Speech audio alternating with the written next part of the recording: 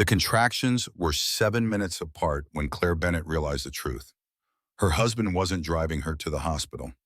He was driving her somewhere to die. The car moved through darkness like something hunted, headlights carving weak paths through snow that fell thick and fast. Claire gripped the dashboard as another wave of pain rolled through her belly, sharp and insistent. Ruby announcing her arrival whether the world was ready or not. "Pull over," she gasped, breath fogging the cold air. "Derek, please, pull over now." Derek kept driving. His knuckles were bone white against the steering wheel, jaw set in that stubborn line she'd learned too well over 6 years of marriage. The windshield wipers scraped against accumulating ice with a rhythm that felt like countdown. Back and forth, marking time until something ended. "We're almost there," he said, voice flat and empty as the road ahead. "Almost where?" Claire fought to keep panic from her voice. "Derek, the hospital is 40 minutes away. The clinic was 10 minutes behind us. I asked you to turn around." "The hospital is better. The clinic delivered Beth's sister's baby last month. They have doctors, equipment, everything we need." Her voice rose despite her attempt at control. "I want you to turn around. I want you at the hospital." His tone carried finality that made her stomach clench worse than any contraction. Claire knew that tone. She'd heard it more each month since showing him those 3 positive pregnancy tests. That tone saying arguing was pointless. His decision was final, her opinion merely noise he'd learned to tune out. Another contraction seized her, stronger this time. She counted through gritted teeth, timing it the way the childbirth class instructor had taught. 60 seconds, getting longer. When it passed, she checked her phone. No signal. They were deep in mountains now, where cell towers didn't reach and the world felt prehistoric and hostile. The screen showed empty bars mocking her desperation. She checked again. Still nothing. Checked a third time, as if her need could will signal into existence. "How much longer?" she asked, hating the tremor in her voice. 30 minutes, maybe 35. The car began to slow. Derek pumped the brakes gently, movements deliberate and controlled. Too controlled. The engine made a sound like coughing, like something dying and cold. Then it simply stopped, as if someone had reached in and turned off its will to live. They rolled to a stop on the shoulder. Snow piled against windows, creating a white cocoon that felt less like protection and more like burial. The wipers froze mid-swipe. The heater fell silent. Only wind remained, howling against the car's frame like wolves surrounding wounded prey. "What happened?" Claire's heart hammered against her ribs. Derek turned the key. Nothing. He tried again, pumping the gas pedal. The engine clicked, uselessly refusing to wake. He slammed his palm against the steering wheel, but the gesture felt theatrical, rehearsed. "Derek." "I don't know." He still wouldn't look at her. His eyes stayed fixed on the dead dashboard, on gauges that no longer moved. On the future he'd already decided. It just died. Claire felt the first true spike of fear pierce through her pain. They were alone on this mountain road. No cars had passed in 20 minutes. Snow was falling harder now. Thick, wet flakes erasing the world beyond their windows, and contractions were coming faster. 7 minutes apart now, maybe less. "Try again," she said, forcing her voice to stay level. He turned the key. Click, click. Nothing. "We need to call someone." "I have no signal." Claire held up her phone, showing him the empty bars she'd already checked a dozen times. Derek pulled out his phone, stared at it for a long moment, then opened the glove compartment. Claire watched as he placed his phone inside, closed it with a soft click that sounded too final. "What are you doing?" she asked. "Saving the battery." His voice remained flat, emotionless, like he was reading lines from a script he'd memorized. "In case we need it later." "We need it now. Try calling." "There's no signal, I just told you." "Then we flag down a car." Derek looked out at swirling snow, at empty roads stretching in both directions toward nothing. "In this storm? Nobody's coming through here tonight." Claire felt another contraction building, a wave gathering strength in the distance. She pressed both hands to her belly, tried to breathe through it like they'd taught her. But breathing didn't stop the pain. didn't slow Ruby's determined journey into a world that suddenly seemed impossibly hostile. When she could speak again, she asked, "So what do we do?" Derek unbuckled his seatbelt. The click was loud in the silent car. He zipped up his jacket, pulled his hood over his head with movements that seemed practiced, prepared. "I'll walk," he said. "There was a gas station about 2 miles back. I'll get help." 2 miles, Claire stared at him. "In this storm? Derek, that's insane." "It's not insane, it's the only option." He opened the car door and cold air rushed in, stealing the last remnants of warmth. Snow swirled around him like angry spirits. "Lock the doors. Stay warm. I'll be back with help." He grabbed the keys from the ignition, shoved them into his pocket. That simple action made Claire's breath catch. "Wait, give me the keys, in case the car starts." "If the car starts, I'll need them at the gas station to tell them what kind of car it is." The logic was wrong, but before Claire could process why, Derek was stepping out into the storm. Derek Wado, but he was already walking, his dark jacket disappearing into white like ink dissolving in milk. Claire wiped the fogged window with her sleeve, pressed her face against cold glass, watched as the faint light from his phone flashlight bobbed in the distance. Then it turned. Then it vanished completely. Claire sat in sudden, profound silence. The car was already getting colder.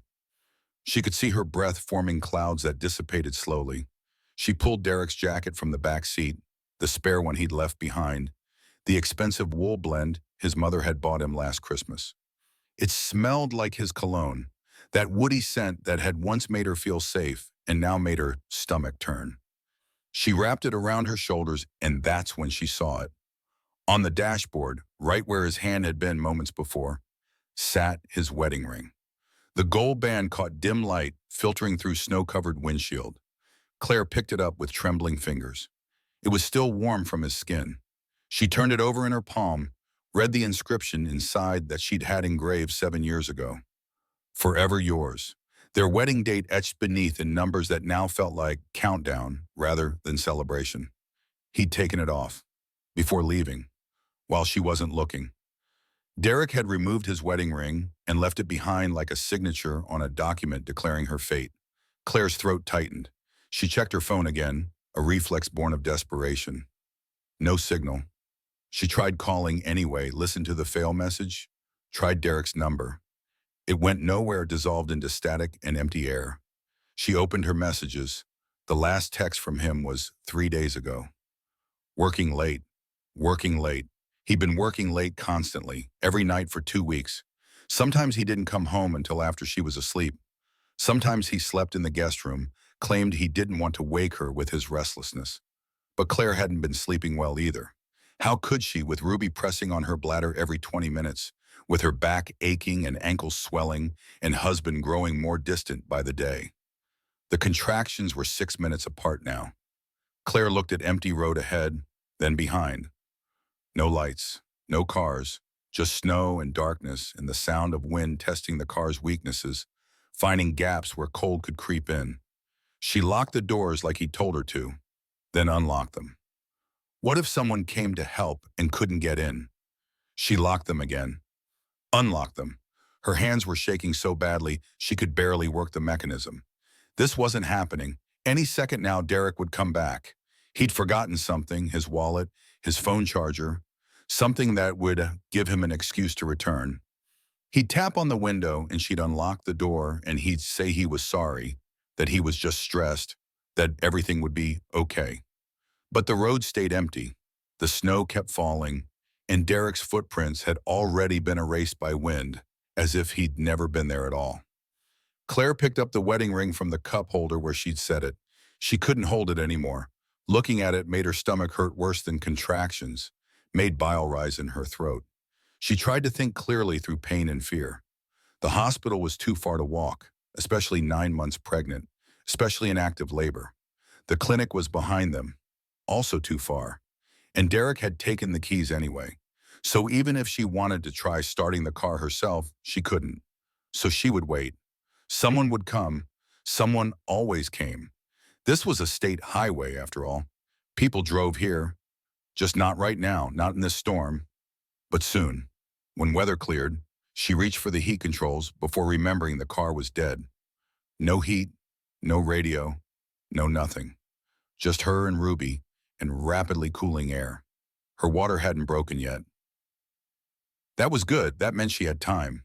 Beth had told her that. Beth, who was a nurse and knew about these things. First babies took forever. 12 hours, sometimes 20. Claire had time. Another contraction hit, this one lasting longer. She counted 45 seconds.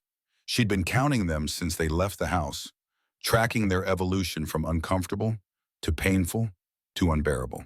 The snow piled up on the windshield, soft and thick, blocking what little view remained. Claire was in a snow globe now, a cold, dark snow globe where the only movement was falling white and the only sound was her own labored breathing. She thought about her phone, about the glove compartment.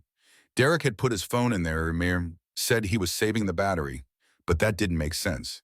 If there was no signal, the phone wouldn't waste battery searching for one anyway. Claire leaned forward as much as her belly allowed, pressed against the steering wheel, and popped open the glove compartment.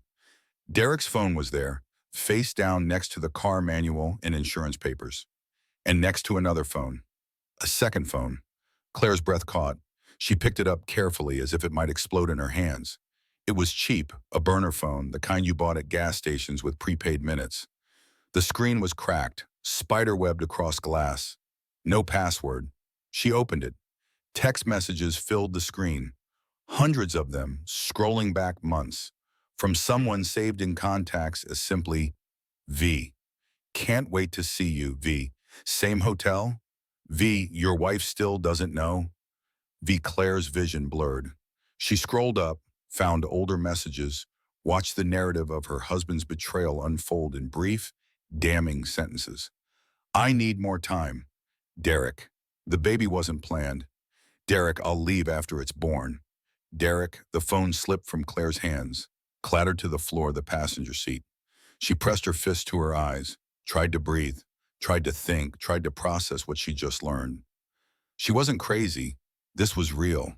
This was happening. Derek wasn't walking to get help. Derek was leaving. He'd planned this. The distant hospital instead of close clinic. The car breaking down in the middle of nowhere. Taking the keys, removing his wedding ring. All of it carefully orchestrated, timed to perfection. The moment when she was most vulnerable, most helpless, most dependent on him. That's when he'd chosen to abandon her. Another contraction ripped through her. Deeper now, more insistent. Ruby was coming. Ruby was coming, and Claire was completely, utterly alone. She tried the door handle, some desperate part of her brain suggesting she could walk, could make it back to the clinic. But when she pushed the door open, wind slammed it back against her, nearly crushing her fingers. Snow sprayed her face, stole her breath. Cold was like knives against her skin. She pulled the door shut, gasping. She couldn't walk. Not in this, not 9 months pregnant, not in active labor. Claire locked the door. This time she meant it. She pulled Derek's jacket tighter, even though it smelled like him, like his lies, like the cologne V probably loved when she pressed her face against his neck. The wedding ring sat in the cup holder, mocking her with its false promise. Claire grabbed it. She rolled down the window just a crack, just enough. Then she threw the ring as hard as she could into the storm. It disappeared into white, swallowed whole. Good. Let it stay there. Let it freeze and get buried and never be found. Let it become another thing Derek lost when he decided to throw everything away. Claire rolled the window back up. Her arm was covered in snow. She brushed it off, but her fingers were already going numb, cold seeping into her bones with terrifying efficiency. The contractions were 5 minutes apart now. Outside, wind howled, snow fell, darkness pressed in from all sides. And Claire Bennett was completely, terrifyingly alone. The stick had 2 pink lines. Claire stared at them in the bathroom 3 months earlier, before the snow, before the betrayal, when she still believed in the possibility of happy endings. She'd taken 3 tests, lined them up on the counter like evidence in a trial. All positive, all showing those unmistakable pink lines, all confirming that her life was about to change in ways she couldn't yet imagine. Her hands shook as she looked at them. 3 little white sticks, 3 sets of pink lines, 3 confirmations that she and Derek were about to become parents. "Derek," she called through the bathroom door, trying to keep her voice steady. "Can you come here for a second?" Footsteps in the hallway. The door opened. Derek stood there in his work clothes, navy suit, blue tie, hair perfectly styled for another day of selling houses to people who could barely afford them. He was handsome in that conventional way that had first attracted her, sharp jawline, clear eyes, the kind of smile that made clients trust him with the biggest purchase of their lives. "What's up?" he asked. Claire picked up one of the tests, held it out to him, let herself smile despite the nervous flutter in her chest. "We're pregnant." Derek took the test. He looked at the lines. His face went completely blank, as if someone had wiped away every emotion with a single stroke. Then, a beat too late, he smiled. But the smile was too bright, too forced, stretched across his face like plastic. "That's great," he said, his voice pitched half an octave too high. "Wow, that's really great. Are you okay?" Claire searched his face for genuine reaction, for the joy she'd hoped to see. "Yeah, yes, I'm fine, I'm great, this is great." He set the test down carefully on the counter, his movements precise. "I just need to process. This is big." "We've been talking about kids for years," Claire said softly, watching him. "We planned this. I know we have, and I want them. I do. I'm just surprised." He put his hands on her shoulders, looked into her eyes. The smile was still there, still wrong. "Surprised in a wonderful way. I'm going to be a dickhead." He kissed her forehead, but his lips felt cold. Then he checked his watch. "I have a showing at 9, he said. "But we'll celebrate tonight, okay? We'll go to that Italian place you love. We'll tell everyone. We'll start planning." "Okay," Claire said, because what else could she say? He left. She heard the front door close, heard his car start, heard him drive away. And she stood in the bathroom looking at her reflection in the mirror, a woman who should be glowing with joy but instead felt the first whisper of doubt creeping into her heart. She told herself it was shock. Men process things differently. Derek just needed time to let it sink in. Once he had time to think, once reality settled, he'd be excited. But he didn't get excited. The weeks passed. Claire's belly began to swell, just slightly at first, then more noticeably. And Derek grew more distant with each week, as if her changing body was something he needed to escape rather than celebrate. He worked late every night, sometimes until 9 or 10. He'd come home and eat the dinner she'd left for him, reheating it in the microwave without calling to her, without sharing his day, without asking about hers. Then he'd go to bed without kissing her goodnight. "How was your day?" she'd ask when she caught him in the kitchen. "Fine. Did the Morrison deal close?" "Not yet. Want to talk about baby names?" "I'm tired, Claire. Can we do this tomorrow?" Tomorrow never came. Claire tried to tell herself it was stress. The real estate market was slow. Money was tight. Derek was worried about providing for a family. That was all. That had to be all.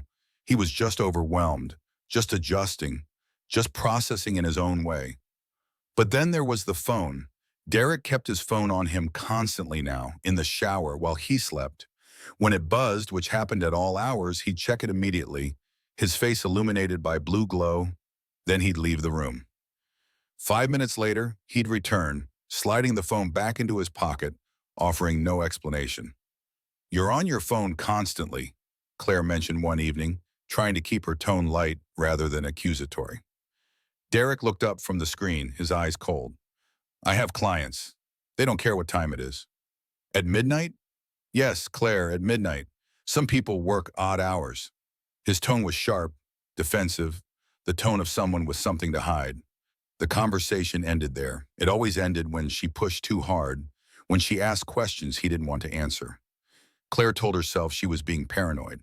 Pregnancy hormones made women emotional, made them see problems that weren't there, made them read too much into innocent situations. She was overthinking things, but she wasn't. One afternoon when Claire was 4 months along, Beth came over. Beth Morrison, curly red hair, freckles scattered across her nose, the kind of brutal honesty that hurt sometimes but always came from love. They'd been best friends since college, had survived roommate drama and terrible boyfriends, and all the disasters of their 20s together. They sat in the living room of the small apartment Claire and Derek rented in Queens, drinking tea. Decaf for Claire, strong and black for Beth. Beth watched her over the rim of her mug, those sharp eyes missing nothing. "How are things with Derek?" "Fine," Claire said automatically. "Claire." "What?" "You're my best friend. I can tell when you're lying, your left eye twitches." Claire set down her tea. Her hands found her belly, which was just starting to show now, just beginning to announce to the world that something was growing inside her. "He's distant, since I told him about the baby." "Distant how?" "He works late every night. He barely talks to me. He flinches when I try to touch him, like my pregnant body disgusts him." Saying it aloud made it real in a way it hadn't been before. Beth was quiet for a long moment, studying her tea like it held answers. Then she sighed. "Honey, I've been biting my tongue for years." "What does that mean?" "It means I never liked him." "Not really." Beth's voice was gentle but firm. "He's charming, sure, he's handsome, but there's something missing. Something hollow underneath all that polish." "You never said anything." "Because you loved him, and I wanted to be wrong. I wanted to believe he'd be good to you. But Claire, if he's pulling away now, during your pregnancy, when you need him most—" Beth reached across and took Claire's hand. "That's a red flag the size of Texas." "Maybe he's just scared," Claire said, hearing how weak the excuse sounded even as she spoke it. "First time dad jitters." "Maybe." Beth didn't sound convinced. "But promise me something. If it gets worse, if you need help, you call me, day or night. You hear me?" "I will," Claire promised. But she didn't call, because admitting things were bad meant they were actually bad.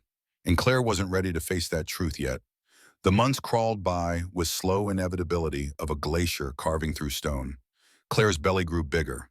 Derek grew more absent, more ghost-like, as if he was already practicing for the disappearing act he'd eventually perfect. He missed the anatomy scan where they learned they were having a girl. Missed the childbirth class where other couples held hands and practiced breathing together. Missed her birthday in October, came home at midnight with no explanation and no apology. Always with an excuse. Always with work. Always with something more important than her. Claire stopped asking him to be involved. It hurt less that way.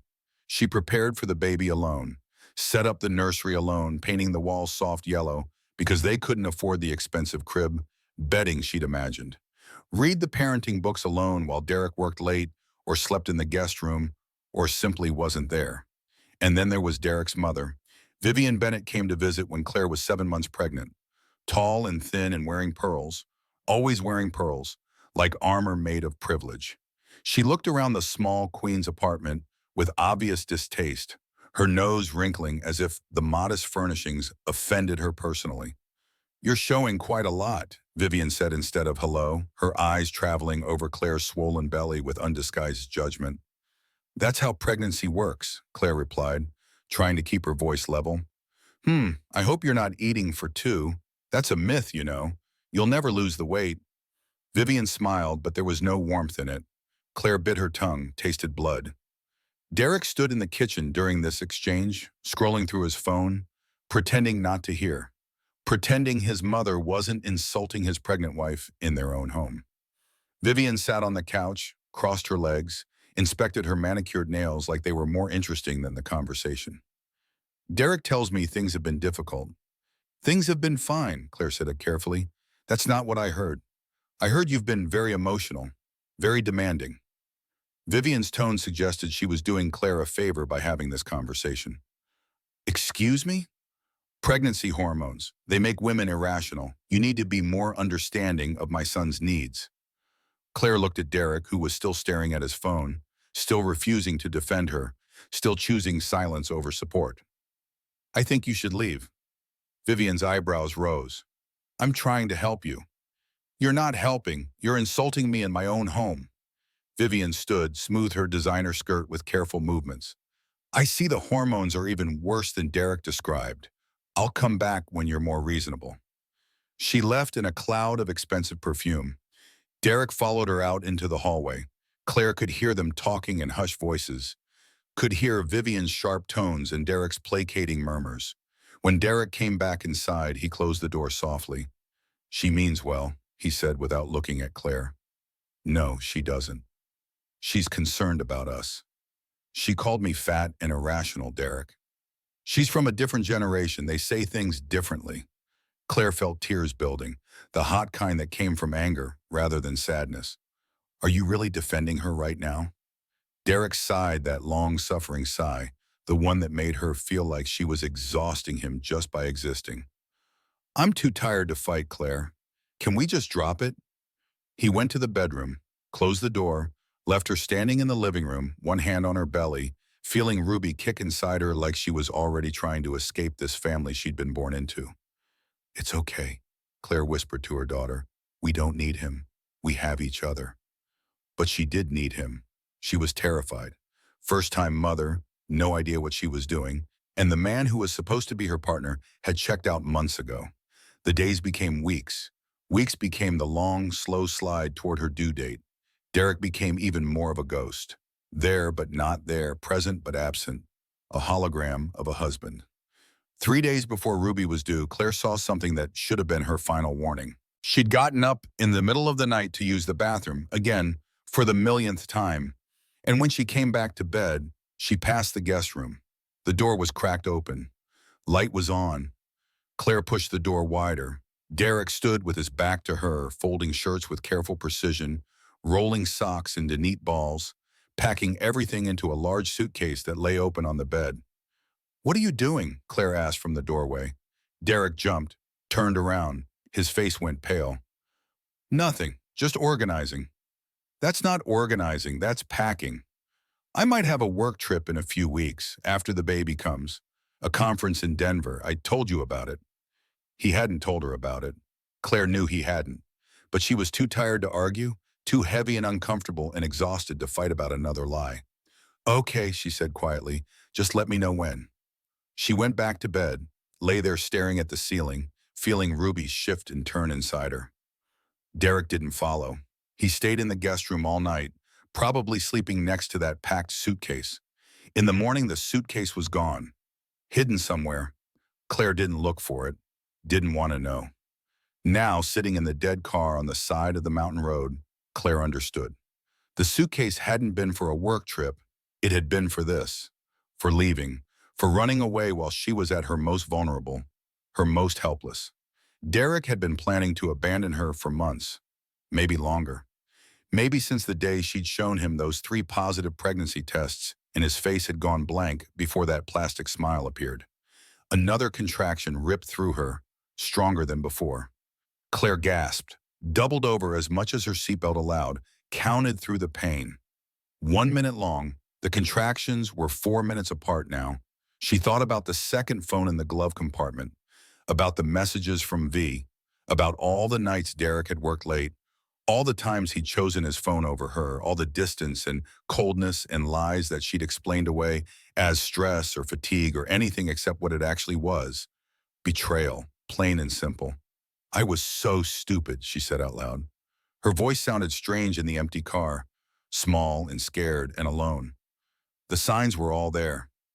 But she hadn't wanted to see them, hadn't wanted to believe that the man she'd married, the man she'd trusted with her future, was capable of this level of cruelty. She pressed her hand to the window. The glass was ice cold, stealing warmth from her palm. Outside, the snow kept falling, relentless and indifferent. Wind kept howling, a sound like the earth itself was mourning. And Derek's footprints were already covered over, erased completely, like he'd never been there at all. Claire wrapped his jacket tighter around her shoulders, hating that it still smelled like him, hating that she still needed its warmth. The prison door had been unlocked all along. She just hadn't known to look for it, hadn't known she needed to escape until it was too late, until she was trapped on a mountain road in a blizzard with no way out and a baby coming fast. But Claire Bennett had survived worse things than Derek's betrayal. She'd survived her mother's death. She'd survived loneliness and disappointment and all the small deaths that came from loving someone who didn't love you back. She would survive this too. She had to, for Ruby, for the little girl who was about to be born into a world that was cold and cruel and unforgiving. Claire closed her eyes, pressed both hands to her belly, and made a promise. I'll keep us safe, little one. I promise, no matter what happens, I'll keep us safe. Another contraction built, a wave gathering strength in darkness. Claire braced herself, breathed through it, counted the seconds until it passed. 4 minutes apart now, maybe less. Ruby was coming, and Claire was ready. The cold came slowly at first, almost gentle in its approach, like a predator that knew it had all the time in the world. Claire barely noticed it initially. She was too focused on breathing, on timing contractions, on telling herself that help would come, that someone would find her, that this nightmare would end. But after 30 minutes, her fingers started to tingle with that pins and needles sensation warning of worse to come. After 45, she couldn't feel her toes anymore. Couldn't wiggle them inside her boots no matter how hard she tried. After an hour, her breath came out in white clouds that hung in the air like ghosts before slowly dissolving into nothing.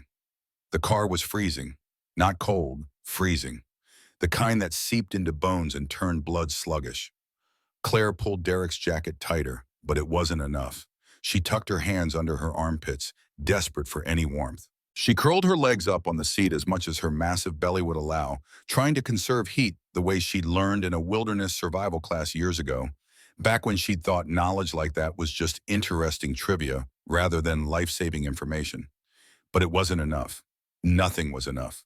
Cold crept in through every gap, every imperfection in the car's construction, through door seals, through window edges, through vents that had once blown warm air, but now just allowed the outside to invade. She tried the key in the ignition one more time, a desperate reflex. Maybe the car would start now. Maybe whatever Derek had done could somehow undo itself through sheer force of will. Click, click, nothing. The battery was dead, or the engine was dead, or Derek had sabotaged something, pulled some wire he knew about from his years of selling cars, some trick that kept the engine from ever starting again. Claire looked at the glove compartment again, at the burner phone still sitting there among papers and lies. She picked it up, scrolled through more messages, watching her husband's betrayal unfold in greater detail. Book the hotel for Thursday. V. Can't wait to get away with you. V. How much longer until you leave her? V. Soon. Derek. After the baby? V. Yes, after. Derek. You promise? V. I promise. I just need the right moment. Derek. The right moment. The right moment was now in a storm on an empty road, while Claire was in labor and helpless and completely at his mercy. She threw the phone back in the glove compartment, slammed it shut so hard the car shook. Her hands were trembling violently now, but she wasn't sure if it was from cold or rage or the toxic combination of both. How long had this been going on? Months. The messages went back that far at least. The entire pregnancy probably. Maybe longer. Maybe Derek had been seeing V before Claire even got pregnant, and the baby had just been an inconvenient complication in his affair. Claire thought back to their last anniversary. 6 years married, they'd gone to dinner at an expensive restaurant Derek had chosen, one of those places with cloth napkins and waiters who appeared and disappeared like well-trained phantoms. He'd been on his phone the entire time, texting beneath the table, thinking she couldn't see. She'd complained, he'd said it was work, always work. Work was his universal excuse, his get-out-of-husband duty-free card. Had he been texting V even then? Had V been the reason he never wanted to go anywhere anymore? Never wanted to spend time together? Never wanted to touch her unless it was perfunctory and quick and obviously just going through the motions? Another contraction hit, yanking her brutally out of her thoughts. Claire gripped the steering wheel, breathed through clenched teeth, felt the pain build and crest, and finally, mercifully, began to recede. 70 seconds this time. They were getting longer, stronger, closer together. When it passed, she checked her phone again. Still no signal. Still those empty, mocking bars. Still trapped. She tried to think clearly, to make a plan. Sitting here wasn't working. The car was getting colder by the minute. Contractions were getting more intense. Ruby was coming, whether Claire was ready or not, whether she had help or not. Option 1, walk back to the clinic. But it was 10 miles through a blizzard while in active labor. She'd never make it. She'd collapse in the snow and die there, freeze to death with Ruby still inside her. Option 2, walk to the gas station Derek had mentioned. 2 miles back, still too far, still too dangerous, still certain death. Option 3, flag down a passing car. But no cars had passed in over an hour now. The storm was too bad. The road was probably officially closed, barriers up at both ends, warnings telling people to stay home. Option 4, stay in the car and wait. Hope someone came, hope the storm stopped. Hope her water didn't break and Ruby didn't come too fast. That was her only real option. Stay, wait, hope. Three things Claire had never been particularly good at. She rubbed her hands together, trying to generate friction, trying to create warmth. She blew on them, but her breath barely helped, providing warmth for maybe 5 seconds before cold rushed back in. She thought about the childbirth class she'd attended alone, while other couples held hands and practiced breathing together. The instructor had been relentlessly cheerful, the kind of toxic positivity that made difficult things seem easy if you just believed hard enough. Labor is a beautiful experience, the instructor had said, her smile so wide it looked painful. A natural process. Your body knows what to do. Trust it. But the body didn't know what to do when it was freezing, when it was alone, when it was terrified. Claire pulled out her phone again, not to check for signal this time, but to look at photos. She scrolled through pictures of her and Derek from better times, or what she'd thought were better times. Their wedding day, his arm around her waist, her leaning into him, both of them smiling like they believed in forever. When had it gone wrong? When had he stopped loving her? Or had he ever loved her at all? Maybe V was right. Maybe Derek had been looking for the right moment to leave from the very beginning. Maybe Claire had just been what Beth would call a placeholder, someone to fill time until something better came along. The phone battery was at 30%. Claire closed the photos. She needed to save power, in case she survived this and needed to call for help, in case Derek came back and she needed to call the police. She laughed, a bitter sound that echoed harshly in the quiet car. Derek wasn't coming back. That much was crystal clear. He'd probably already called V from the airport, already told her it was done, already started his new life without the burden of a wife and child. Another contraction, stronger this time. The pain was different now, deeper, more insistent. Claire doubled over as much as her seatbelt allowed, counting seconds through gasps. 85 seconds. 3 minutes since the last one. Her water still hadn't broken. That was good. That was very good. Once her water broke, things would move fast. Too fast. And she needed time. Needed help to arrive before Ruby decided to make her entrance into this frozen, hostile world. Claire looked out the window. Snow had piled halfway up the door now, drifting against the car like it was trying to bury her alive. The world outside was completely white. No definition, no shapes, just white and more white in every direction. She thought about her mother. Mom had died 2 years ago, cancer that moved through her body with brutal efficiency. 3 months from diagnosis to death, barely time to say goodbye properly. Claire had been with her at the end, holding her hand in the hospice room, telling her it was okay to let go, that she'd be okay, that everything would be okay. What would Mom say now if she could see Claire here, abandoned and alone, giving birth in a frozen car? Mom would be furious, absolutely incandescently furious. Mom had never really liked Derek. She'd been polite about it, had smiled at the wedding and welcomed him into the family. But Claire remembered the look on her face the night before the ceremony, that tight smile, that worry in her eyes. "Are you sure about this?" Mom had asked while helping Claire into her dress for the rehearsal dinner. "I love him," Claire had said simply. "Love isn't always enough, sweetheart. You need respect too. Partnership. Trust."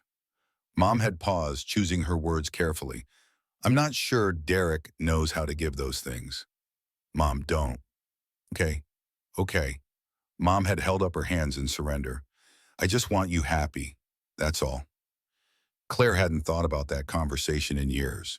She'd pushed it down, ignored it, because admitting Mom was right meant admitting she'd made a mistake. A big mistake. A 6-year mistake that had led her here, to this moment, alone and freezing and giving birth without help. Cold was getting worse. Claire's teeth started chattering, a sound that seemed impossibly loud in the silent car. She clenched her jaw to stop it, but that made her face ache, made her head pound. Her whole body hurt. Pregnancy hurt. Labor hurt. Being abandoned hurt most of all. She looked at the mess scattered around the car, maps in the door pocket, tissues in the center console, Derek's jacket around her shoulders, the ice scraper on the floor. She started organizing them with shaking hands, needing to control something, anything, even if it was just the arrangement of objects in a dying car. She folded the maps neatly, stacked the tissues in a perfect pile, lined up the ice scraper and the tissues and the maps in precise rows. Organization meant control. Control meant safety. Safety meant nothing was safe right now, but doing something was better than doing nothing. Another contraction. 90 seconds, 2 minutes since the last one. This was happening. This was really happening. Ruby was coming here in this car, in the freezing cold, with no help and no hospital and no pain medication. Claire felt panic rising, the kind that stole breath and made vision narrow and heart race. She forced herself to breathe, in through the nose, out through the mouth, like the childbirth class had taught. But breathing didn't stop contractions, didn't stop the cold, didn't stop the fear. She pulled out her phone one more time. Still no signal. But she opened her contacts anyway, scrolled to Derek's name. Her thumb hovered over the call button. What would she say if he answered? What could she say? You abandoned me. You left me to die. You planned this. You're the worst kind of coward. But she didn't call, because he wouldn't answer. And even if he did, what good would it do? Derek had made his choice. He'd chosen V, chosen freedom, chosen a life that didn't include responsibility or consequences. Claire deleted Derek's contact, just pressed the little trash icon, confirmed the deletion. Gone. It felt good, a tiny victory in a night of catastrophic losses. She went through her phone, deleting everything else too. His photos, his texts, his voicemails. All of it gone, erased, like she could erase him from her life as easily as she could erase him from her phone. The battery was at 20% now. Claire put the phone away, pulled the jacket tighter. The cologne smell was almost gone now, replaced by the smell of the car, old upholstery, stale air, fear. Outside, a sound made her heart leap. Was that an engine? Was that a car? Claire's head snapped up. She pressed her face to the window, squinted through the snow, desperate to see headlights, to see help arriving. Nothing, just wind, just her imagination playing cruel tricks. No one was coming. Another contraction. This one making Claire cry out despite her determination to stay quiet. The pain was sharper now, lower, different. She gripped the steering wheel so hard her knuckles went white. When it passed, she checked the dashboard clock, then remembered it had stopped at 7:42. The moment the car died, the moment Derek left, the moment her old life ended and this new nightmare began. How long had it been? An hour? 2 hours? Time felt strange, stretched out and compressed simultaneously, like she was living in a different dimension where normal rules didn't apply. Claire's stomach growled. She hadn't eaten since lunch, had been planning to eat dinner after her doctor appointment, the appointment Derek had driven past, the appointment that led to this empty road. She opened the center console, found a granola bar. It was smashed, the wrapper torn, but still sealed. She tore it open with her teeth, ate half, forced herself to save the rest. She didn't know how long she'd be here. Rationing seemed smart. Survival seemed necessary. The granola bar tasted like cardboard, but it was something. Energy. Fuel for whatever came next. Claire leaned her head back against the seat, closed her eyes just for a moment, just to rest. But another contraction hit, and her eyes flew open. She gasped, counted, 95 seconds. 90 seconds since the last one. This was it. The baby was coming soon. Maybe within hours, maybe less. And Claire had absolutely no idea what to do. The water broke at hour 3. Claire felt the warm gush, different from anything else she'd experienced, unmistakable in its finality. Her jeans were soaked. The seat beneath her was soaked, and contractions immediately became exponentially worse. as if her body had been waiting for this signal to shift into a gear she didn't know existed. Much worse. She had maybe 2 hours left, maybe 3 if she was lucky. The childbirth instructor had said first babies took forever, 12 hours, sometimes 20, plenty of time to get to the hospital. But Claire's body had other plans. Ruby had other plans. Her daughter was coming, and she was coming fast. The pain was constant now, a deep ache that never fully went away between contractions.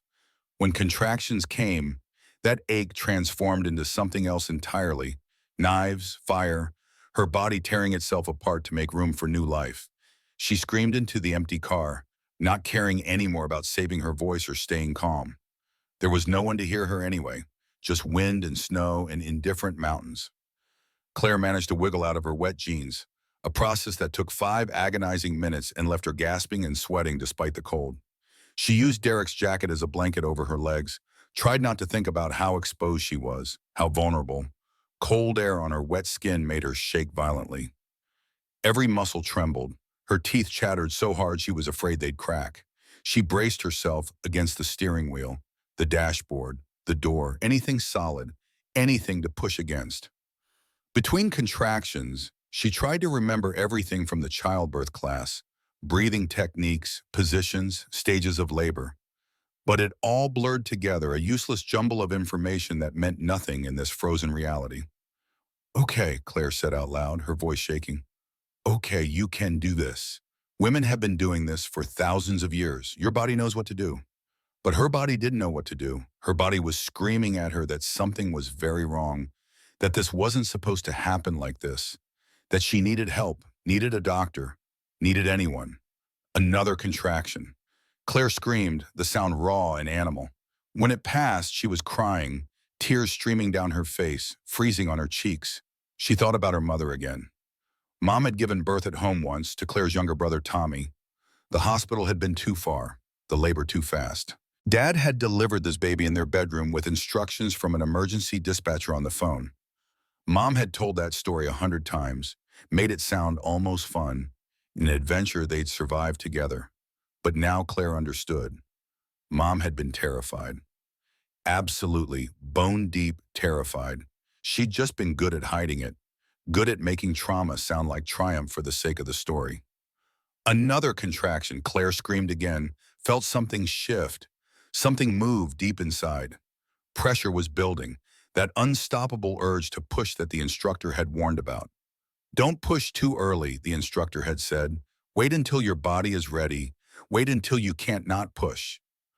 Claire couldn't not push. She shifted position, half sitting, half lying back against the seat, legs braced against the dashboard. It wasn't comfortable. Nothing was comfortable, but it was better than nothing. "Okay, Ruby," she whispered, her voice hoarse from screaming.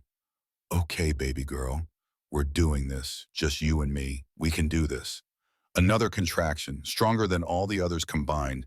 The urge to push was overwhelming, undeniable. Claire gave in, pushed hard, felt something shift, something move, felt Ruby responding to her efforts. She gasped, stopped, breathed, then pushed again. Progress. That was progress. Terrifying, agonizing progress, but progress nonetheless. The next contraction came faster, only 90 seconds later. Claire pushed again, felt more movement, more pressure. So much pressure she thought she might split in two. She reached down, felt wetness, felt something solid.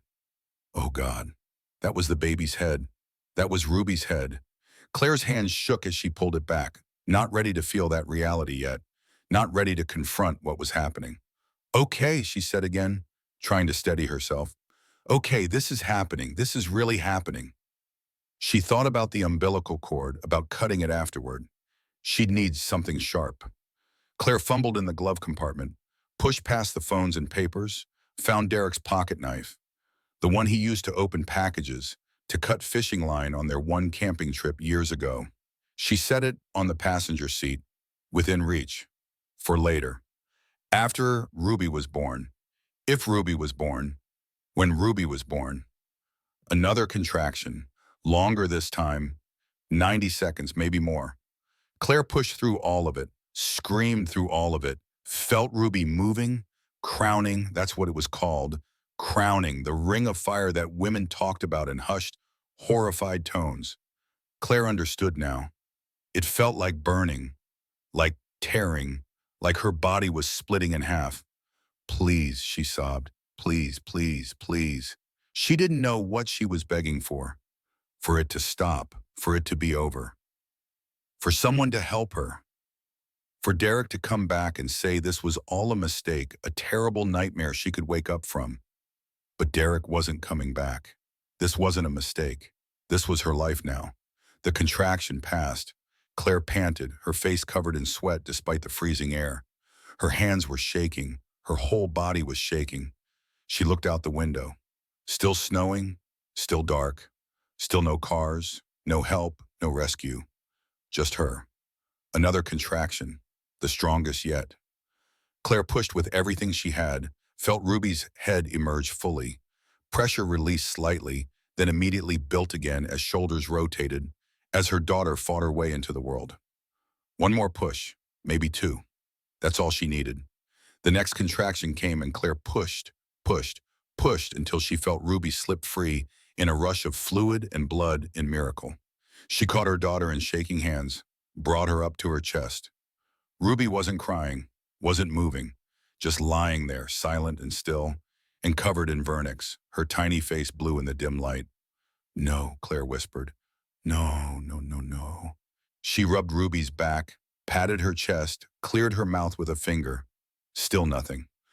Breathe, Claire begged. Please breathe, please. She rubbed harder, patted harder. Then she did the only thing she could think of. She brought Ruby to her face, breathed warm air onto her tiny body, rubbed her back, willed her to live with every ounce of strength she had left. And Ruby gasped. A tiny sound, barely audible. Then a small cry, then a full wail that filled the car with the most beautiful sound Claire had ever heard. Oh, thank God, Claire sobbed, pulling her daughter close. Thank God, thank God, thank God. She held Ruby close, skin to skin, using her body heat to warm the baby. Ruby's cries were weak, not strong enough, not healthy enough, but she was breathing. She was alive. They were both alive. Claire wrapped Ruby in Derek's jacket as best she could, trying to keep her warm. She needed to deal with the umbilical cord next. She tied it off with her shoelace, her hands shaking so badly she almost dropped it. 6 inches from the baby, then 6 inches from that tie. Then she cut between with Derek's knife, her hand trembling so violently she nearly dropped the blade. But she did it. The cord was cut. Ruby was separate now, a whole person, no longer connected to Claire, no longer dependent on her for every breath. Ruby's cries were getting weaker. Cold was too much. Her little lips were turning blue, her skin losing what little color it had. Claire pulled her closer, opened her shirt, tucked Ruby against her bare chest for maximum warmth, then zipped Derek's jacket around both of them. Stay awake, Claire told Ruby, her voice breaking. You have to stay awake. Keep crying. Keep fighting. Please, baby. Please stay with me. But Ruby's cries faded to whimpers, then to nothing. She was breathing. Claire could feel the tiny chest rising and falling, but barely, so barely. Claire felt herself fading too. The blood loss, the exhaustion, the cold, all of it pulling her down into darkness like hands reaching up from deep water. Her vision blurred. Her head felt too heavy to hold up. Her eyes drifted closed, then snapped open. No, sleeping was dying. Sleeping in cold meant not waking up. And if Claire didn't wake up, Ruby didn't survive. She pinched her own arm, hard enough to bruise. The pain brought clarity, sharp and immediate. She did it again and again. Anything to stay conscious, anything to keep darkness at bay. We're survivors, Claire told Ruby, her voice slurring slightly. You hear me? We survived this. We prove him wrong. We show him we don't need him. We never needed him. Ruby didn't respond. Her little body was so still against Claire's chest. Too still. Claire felt panic rising again, that suffocating terror that threatened to steal her last reserves of strength. They needed help, desperately needed help. But help wasn't coming. The storm was worse than before. Snow was deeper. No one was driving this road tonight. No one even knew they were here. Claire's phone buzzed. The sound was so unexpected, so impossible that at first she thought she'd imagined it. But then it buzzed again. She grabbed it from where she'd set it on the passenger seat, 4% battery. But there, flickering, uncertain, barely there, 1 bar of signal. 1 bar. Claire dialed 911 with shaking fingers. The call connected, then dropped immediately. No, she whispered. No, no, no, please. She tried again. It rang once, twice. Dropped. 3% battery. The bar of signal was gone. Claire wanted to scream, to throw the phone, to give up completely, but giving up meant dying. And she had Ruby now. Ruby needed her. Ruby was depending on her to be strong when she had nothing left. So Claire held her daughter close, breathed warm air onto Ruby's face, whispered promises into darkness. I've got you. I'm not leaving you. We're going to make it. Someone will come. Someone has to come. Snow kept falling. Wind kept howling. Ruby's breathing grew shallower. Claire's grip grew weaker. And the night stretched on forever, each minute an eternity, each second a battle against cold and exhaustion and despair. But Claire Bennett kept fighting, kept breathing, kept willing them both to survive. Because giving up wasn't an option. Not anymore. Not with Ruby's tiny heartbeat against her chest. Proof that miracles could happen even in the darkest moments. Not while there was still breath in her body. Not while there was still hope, however thin, however fragile, that dawn would come and bring rescue with it. Claire held Ruby close and waited for the light. Claire drifted in that space between awake and unconscious, her mind floating somewhere above her body, watching herself from a distance. She was so tired, bone tired, soul tired, the kind of tired that came from using every ounce of strength and having nothing left, not even fumes. Ruby was silent against her chest, still breathing, but the breaths were so shallow Claire had to concentrate to feel them. Tiny little movements of that impossibly small rib cage, proof of life hanging by the thinnest thread. Ectoem. Claire's own breathing had slowed to match her daughter's, their rhythms syncing up as if they were still one person, still connected by more than just love and desperation. Maybe this was how it ended, both of them together, freezing slowly in this abandoned car. A tragedy, a cautionary tale. Woman found dead with newborn in snowstorm. Derek would act devastated, would play the grieving husband, would tell everyone he'd gone for help, would lie and lie and lie until even he believed it. Claire's eyes drifted closed, just for a second, just to rest. Then light, bright white light cutting through darkness, sweeping across the car, moving, getting closer.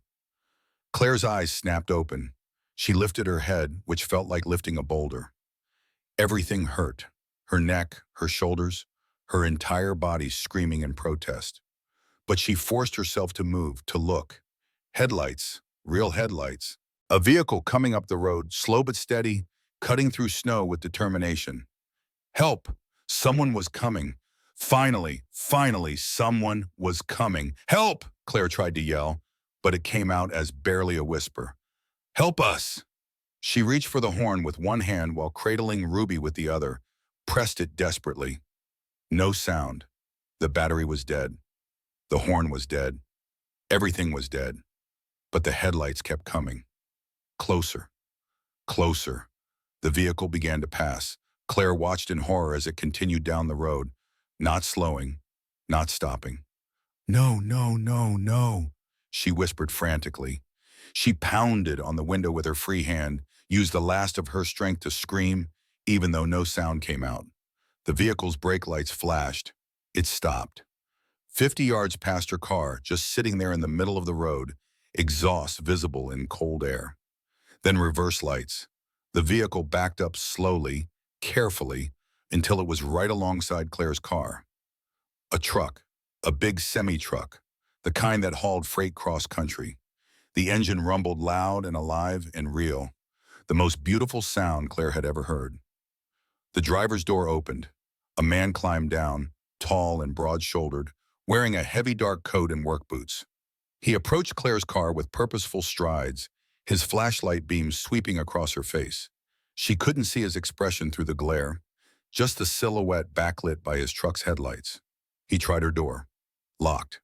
Claire reached over with trembling fingers, fumbled with the lock. Her frozen hands didn't want to work, didn't want to obey commands. Finally, the lock clicked. The door opened.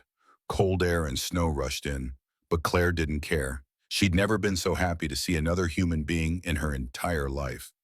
The man looked at her, then at Ruby bundled against her chest, and his expression shifted from concern to something Claire couldn't quite read. "You're safe now," he said, his voice low and controlled, carrying an authority that made Claire believe him instantly. "Both of you." He didn't hesitate. He reached in carefully, lifted Ruby from Claire's arms with practiced gentleness, tucked her inside his own coat.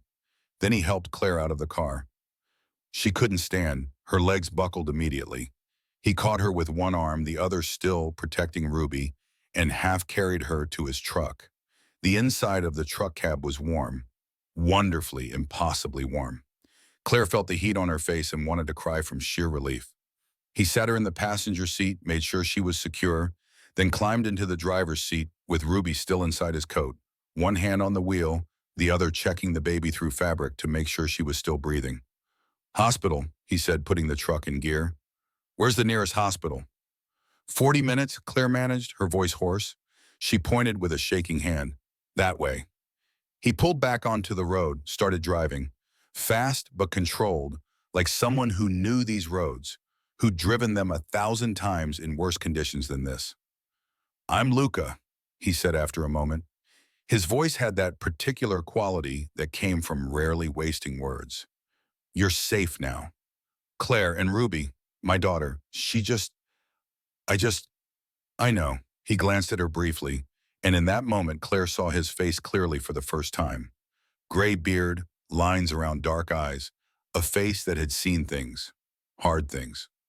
"I see. You're okay now. You're both okay." Claire watched him, this stranger who'd appeared out of nowhere like an answer to prayers she hadn't even known how to form. He had steady hands, a calm presence, moved with efficiency of someone used to handling emergencies. "How long were you out there?" Luca asked, his eyes back on the road. 3 hours, maybe 4. I don't know."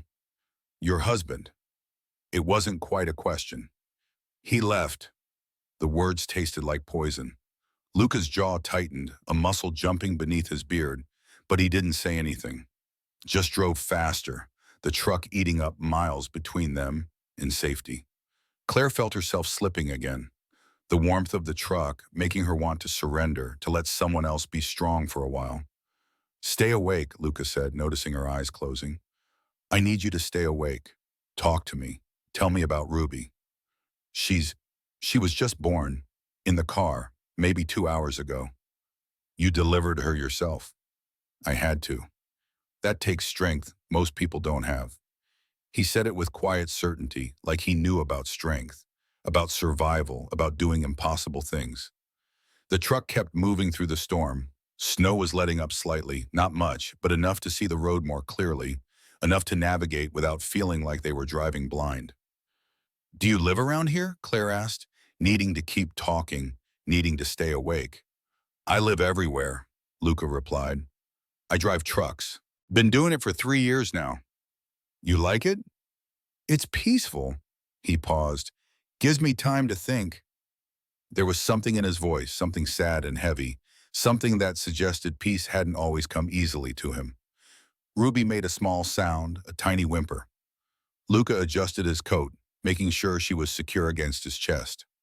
"She's warming up," he said. "That's good. That's very good." The hospital appeared in the distance, a low concrete building with a lit emergency entrance. Luca pulled right up to the doors, put the truck in park, hit his hazard lights. He climbed out, came around to Claire's side, opened the door, helped her down carefully. She held Ruby now. Luca had transferred her back with the same careful gentleness he'd shown from the start.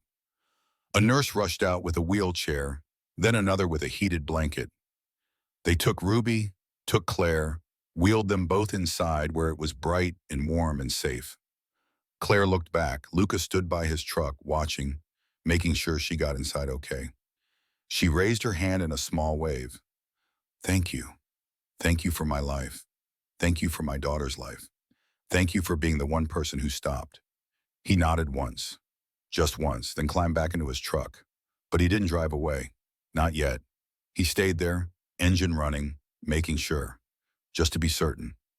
The automatic doors closed, and the hospital swallowed Claire and Ruby into its sterile embrace. And Luca Moretti sat in his truck in the falling snow, his hands still gripping the steering wheel, his chest tight with memories of another night, another woman, another baby that he couldn't save. But he'd saved these two. That had to count for something. That had to mean something. He waited another minute, watching the emergency entrance, making sure no one came running back out with bad news. When nothing happened, when the doors stayed closed and the lights stayed steady, Luca finally put the truck in gear and drove away into the storm. He had deliveries to make, miles to cover, penance to serve, but for the first time in 3 years, he felt like maybe, just maybe, he'd done something right. The hospital room was too bright, too clean, too warm after hours in the cold. Claire lay in the bed connected to monitors that beeped in steady rhythm, always beeping, a constant reminder that her body was being watched, measured, assessed for damage. The IV in her arm dripped fluids, fighting off hypothermia, fighting off infection, fighting off all the ways the night could have killed her. Ruby was in the warming bassinet beside the bed, wrapped in hospital blankets, a tiny knit cap on her head. She was breathing better now, color returning to her skin slowly but surely. But she was still so small, still so fragile, still marked by the trauma of her entry into this cruel world. Dr. Winter stood at the foot of the bed, mid-50s, gray hair pulled back in a severe bun, kind eyes that had probably seen every tragedy imaginable but still managed to care. She clicked her pen, looked at Claire's chart, then set it down with a soft sigh. "You're lucky," Dr. Winter said finally. "Both of you, delivering in those conditions, in that cold. Most women wouldn't have survived." "I didn't have a choice," Claire said, her voice still hoarse from screaming. "Still, what you did was remarkable. Cutting the cord, keeping the baby warm. Those decisions saved her life." Claire looked at Ruby, at her daughter who shouldn't be alive, who was alive because Claire had refused to let her die. "When can we go home?" Claire asked. "A few days. We want to monitor you both, make sure there are no complications." Dr. Winters paused. "And then, you'll need support. Do you have family? Friends?" Claire thought about Beth, about calling her. But Beth lived in a one-bedroom apartment, barely had room for herself. Taking in Claire and a newborn would be too much. "I'll figure it out," Claire said quietly. Dr. Winters looked at her with something like pity, but also respect. "The police were here earlier. They took your statement about your husband, about the abandonment. Did they find him?" "They found his car at JFK Airport. He flew to Las Vegas early this morning." "Of course he did. Of course Derek ran as far and as fast as he could, cowered until the very end. They'll issue a warrant," Dr. Winters continued. "Abandonment of a pregnant woman, reckless endangerment. The charges will be serious." "Good. Let them be serious. Let Derek spend years in prison. Let him suffer even a fraction of what Claire had suffered. But prison wouldn't give her back the 6 years she'd wasted, wouldn't erase the trauma, wouldn't unabandon her." A knock on the door interrupted them. Beth burst in, red curls wild, eyes red from crying, moving like a hurricane of worry and love. She rushed to the bed, wrapped Claire in a hug that hurt but felt necessary, vital, like proof that someone actually cared. "Oh my God," Beth said into Claire's shoulder. "Oh my God, I came as soon as I heard. Are you okay? Is the baby okay?" "We're okay," Claire managed. "Derek, that absolute—" Beth pulled back, words failing her. "I can't even. I don't have words for what he is." She turned to look at Ruby, and her expression softened immediately, anger transforming into wonder. "She's beautiful," Beth whispered. "Her name is Ruby." "Ruby." Beth tested it, smiled. "That's perfect." She sat in the chair by the bed, took Claire's hand, squeezed it so tight it almost hurt. "I should have said something sooner," Beth said, her voice thick with guilt. "Should have pushed harder. I knew something was wrong. I knew he was. I knew, and I didn't—" "Beth, stop." Claire squeezed back. I knew too. I just didn't want to believe it. What are you going to do now? I don't know. The enormity of that admission pressed down on Claire like physical weight. The apartment is in his name. The car is wherever it is. Everything we own is legally his. You'll stay with me, oh even me, Beth said immediately, as long as you need. Beth, you don't have room. I'll make room. You're not doing this alone. I won't let you. Claire felt tears building again, the grateful kind, the kind that came from realizing you weren't as alone as you thought. Another knock. A man appeared in the doorway and Claire's breath caught. Luca. He stood there in his dark coat, still wearing his work boots, looking uncomfortable in the sterile hospital environment. His eyes found Ruby first, then Claire, and something in his expression shifted. Relief maybe, or satisfaction at seeing his rescue succeed. Sorry, he said quietly. Didn't want to intrude, just wanted to check. Make sure you both made it okay. Luca, Claire said, you stayed? In the waiting room, figured I should know how things turned out. He stepped into the room slowly, carefully, like he wasn't sure he belonged there. He looked at Ruby and her bassinet, and his expression did something complicated. Softened but also tightened, as if looking at the baby brought both joy and pain. She's beautiful, he said simply. She wouldn't be here without you, Claire replied. You would have made it. You're strong. I'm not that strong. You delivered your own baby in a snowstorm during a blizzard. His tone was matter of fact. That's the definition of strong. Beth looked between them, curious, confused. Claire quickly introduced them, explained what had happened. Beth's expression went from confused to amazed to something like awe. You saved them, Beth said to Luca. I was just driving through. He shifted his weight, clearly uncomfortable with the praise. Still, most people wouldn't have stopped. Luca shrugged but didn't respond. His eyes went back to Ruby, lingered there. Do you have kids? Claire asked, then immediately wished she could take the question back when she saw his expression change. Something shuddered behind his eyes. Pain, recent and raw, the kind that hadn't healed because maybe it never would. No, he said quietly. Not anymore. The way he said it, Claire understood immediately. Loss. Recent loss. The kind that still hurt when you breathed. I'm sorry, she said softly. It's okay. But it wasn't okay, and it wasn't a long time ago, despite what his words claimed. Claire could see the truth in the tightness around his eyes, in the way his hand clenched briefly at his side before relaxing. Another knock. This time a police officer, young and nervous, apologizing for the interruption, but needing to ask more questions. Luca took that as his cue to leave. Wait, Claire said. How do I need to thank you properly. I need to. You don't, Luca interrupted gently. You just take care of that little girl. That's thanks enough. He nodded to Beth, to the police officer. Then he was gone.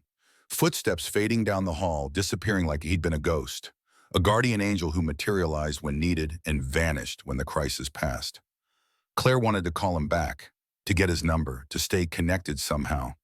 But she was too slow, too tired, and the moment passed before she could act. The police officer sat down, pulled out a notepad, started asking questions about Derek, about the car, about everything that happened. Claire answered mechanically. Yes, he planned it. No, she had no idea where he was now. Yes, she wanted to press charges. Yes, she understood there would be an investigation. The officer wrote everything down, said they'd be in touch, said Derek would face consequences, said justice would be served. But justice felt hollow. What good was Derek in prison if Claire and Ruby were homeless and broke? After the officer left, Beth stayed. She pulled her chair close, held Claire's hand while Claire cried. Not sad crying, angry crying, the kind that came from months of suppressed rage finally finding release. I knew, Claire said between sobs. I knew something was wrong. Why didn't I leave? Because leaving is hard, Beth said quietly, especially when you're pregnant, especially when you love someone, even when they don't deserve it. I don't love him anymore. Good, he doesn't deserve your love. Ruby started fussing, small sounds that would turn into cries if ignored. Claire reached into the bassinet, picked her up carefully, brought her to her chest. Ruby quieted immediately, content just being close. You're a natural, Beth observed. I'm terrified. That's being a parent. Terror and love and hoping you don't screw it up too badly. They sat in silence for a while, Beth scrolling on her phone, Claire holding Ruby, the monitors beeping their steady reassurance. Then Beth gasped, sat up straight.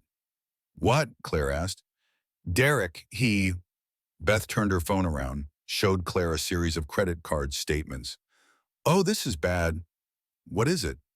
These are yours, your credit cards. All of them maxed out, $50,000 in debt. Claire felt sick. She stared at the numbers, the charges, the dates, all recent, all within the last 3 months. How did you get these? Claire asked. I have a friend who works in billing. She pulled your credit report when you were admitted. Claire, this is all gambling. Look at the charges. All casinos, all Vegas. So Derek hadn't just abandoned her. He'd destroyed her financially too. Left her with mountains of debt she couldn't pay. Debt that would follow her for years, roosted her credit, make everything harder. I'm ruined, Claire whispered. Not ruined. We'll fight this. We'll prove it was fraud. You'll get a lawyer. With what money, Beth? Beth didn't have an answer for that. The door slammed open. Vivian Bennett stormed in wearing pearls and fury, her eyes finding Claire, finding Ruby, her expression twisting into something ugly. How dare you, Vivian hissed. Get out, Claire said immediately. You trapped my son. You ruined his life. And now you're trying to destroy him with lies. Lies? Claire's voice was ice. Your son abandoned me in a snowstorm while I was in labor. That's not a lie. That's what happened. That's not what Derek told me. He said he went for help. He said you were unstable, hysterical. He feared for his safety. Beth stood up, stepped between Vivian and the bed. Lady, you need to leave. Now.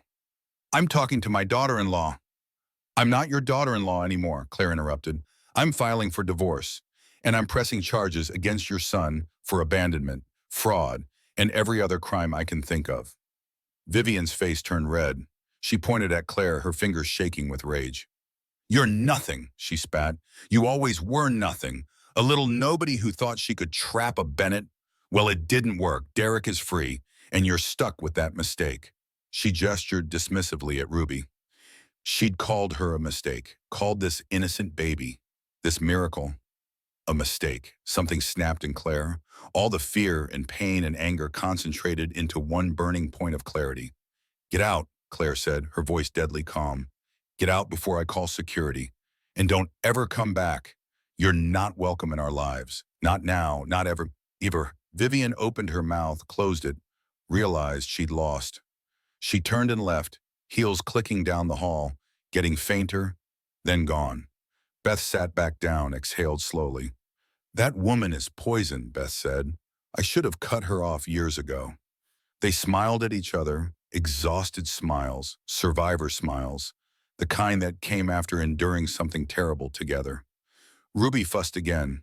Claire adjusted her, checked her diaper, changed it with shaking hands. Beth helped, and between the two of them, they figured it out. Trial and error, learning as they went. We'll be okay, Beth said quietly. I don't know how yet, but we will. Claire wanted to believe her, wanted to believe things would work out, but all she could see was the mountain ahead, the debt, the divorce, the single motherhood, the everything. Outside the window, the sun was rising, pink and gold against white snow. A new day, a new beginning. Whether Claire was ready or not, the hospital discharged them on the third day. Ruby was healthy enough, Claire was stable enough, and insurance wouldn't cover more, so out they went into the cold December morning. Beth drove them to her apartment in Queens. 1 bedroom, tiny kitchen, a couch that folded into a bed. She'd cleared space, made room, did her best to accommodate 2 unexpected house guests. It's not much, Beth said apologetically as she unlocked the door. It's perfect, Claire replied, though it wasn't perfect. It was cramped and awkward and temporary, a way station rather than a destination. Beth worked 12-hour shifts at the hospital. That meant Claire was alone with Ruby most of the time, a newborn in someone else's space, trying not to be a burden, trying not to take up too much room, trying to be invisible when invisibility was impossible with a crying baby.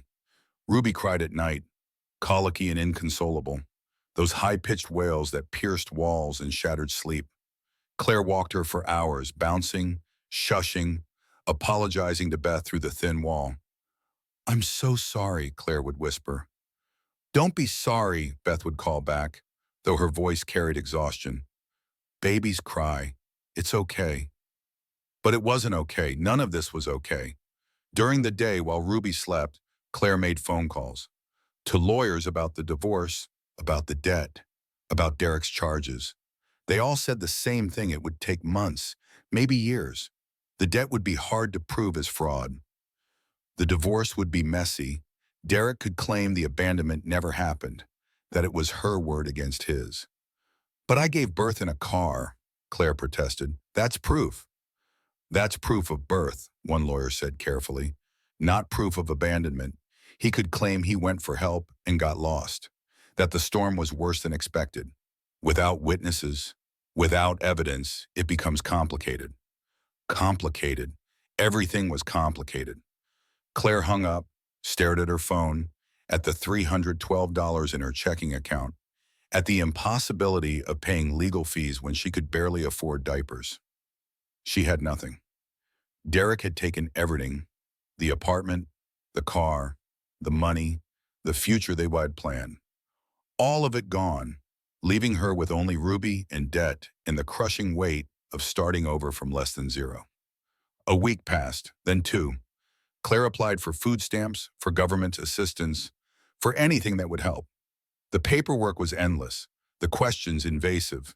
The looks from the social workers ranged from sympathetic to judgmental. "Where's the father?" they'd ask. "Gone." "Child support?" "Working on it." "Family?" "My mother's dead. My father left when I was 3. "Friends?"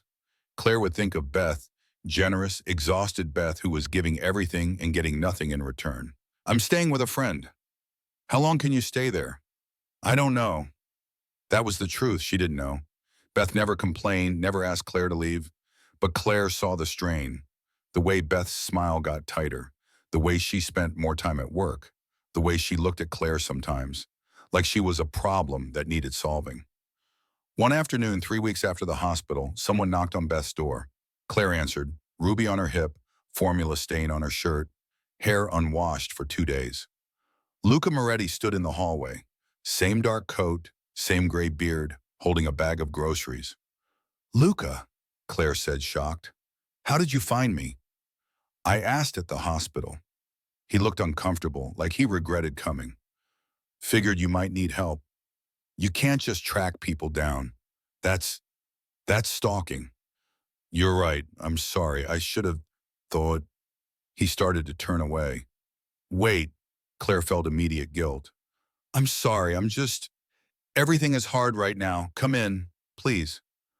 Luca hesitated, then stepped inside. He set the groceries on the counter. Claire peeked in the bag: diapers, formula, actual groceries. Everything she needed and couldn't afford. "You didn't have to do this," Claire said. "I know, but I wanted to."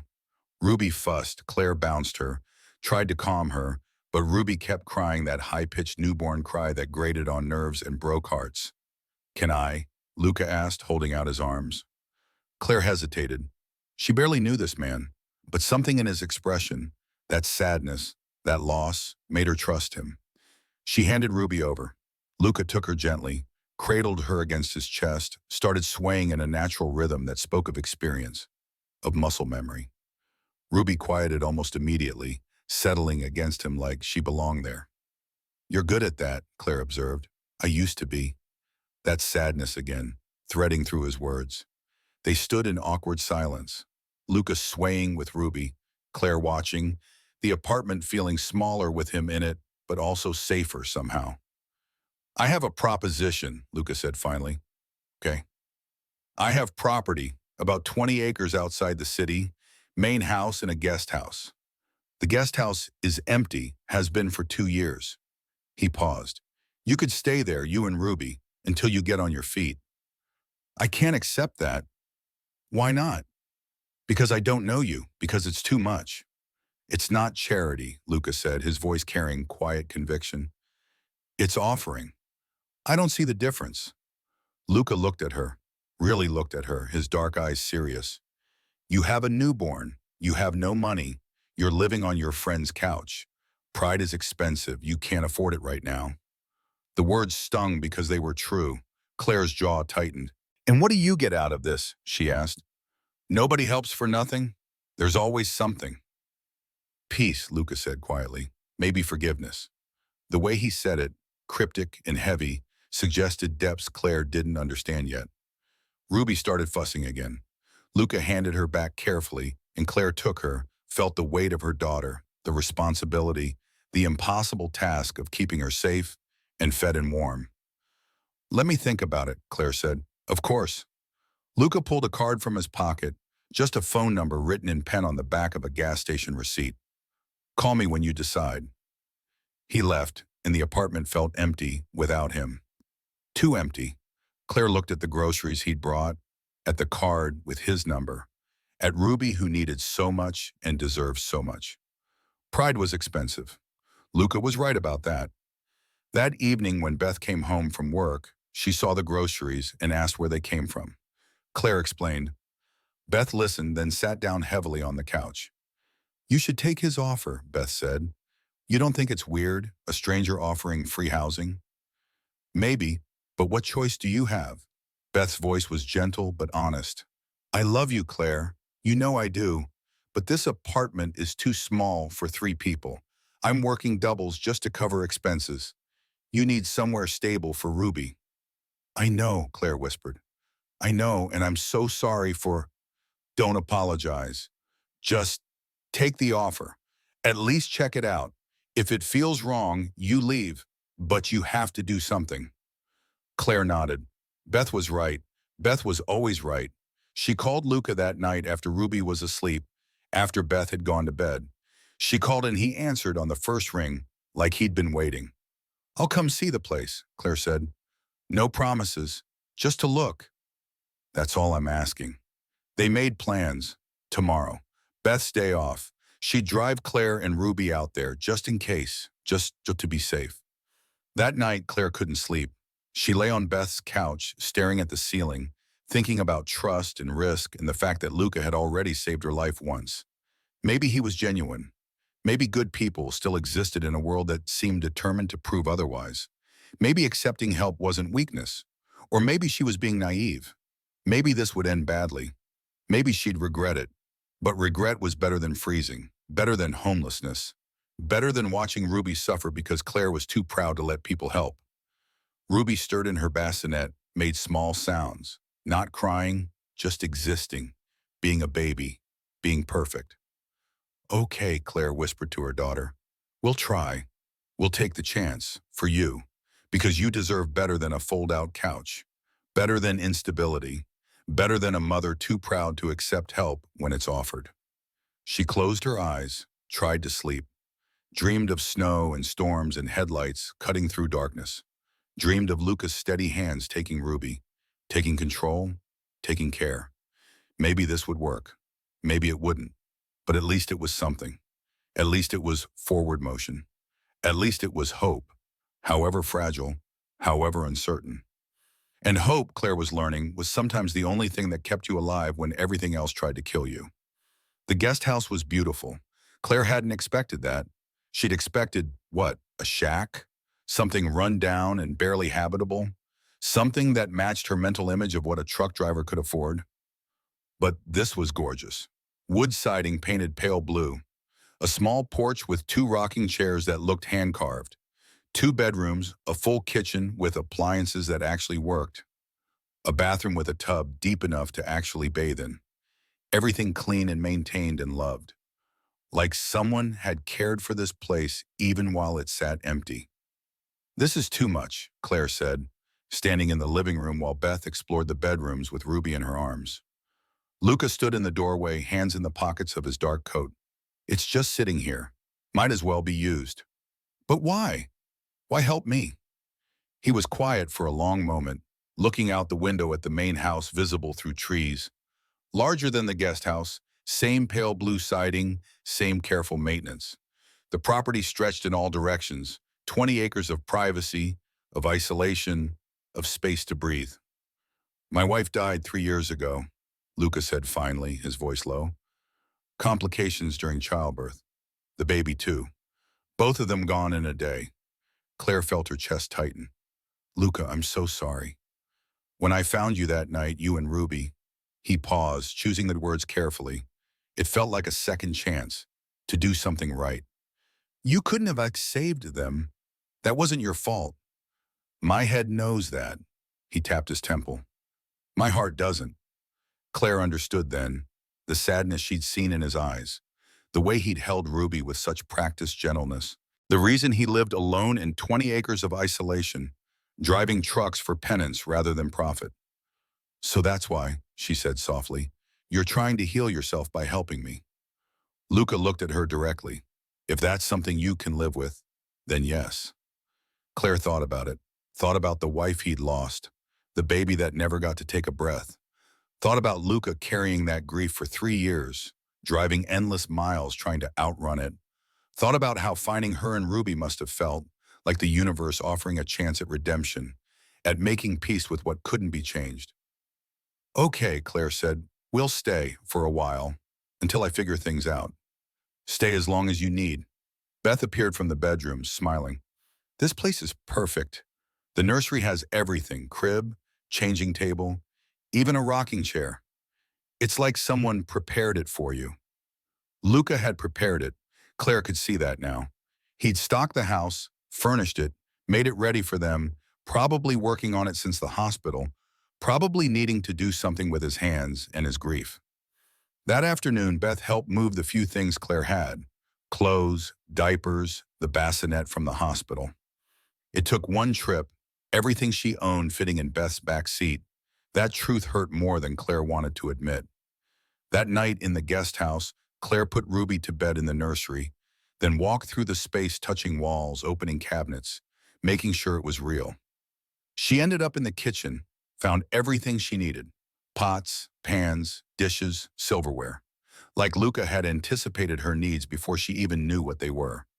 She made tea, stood at the window looking out at the main house. Lights were on inside.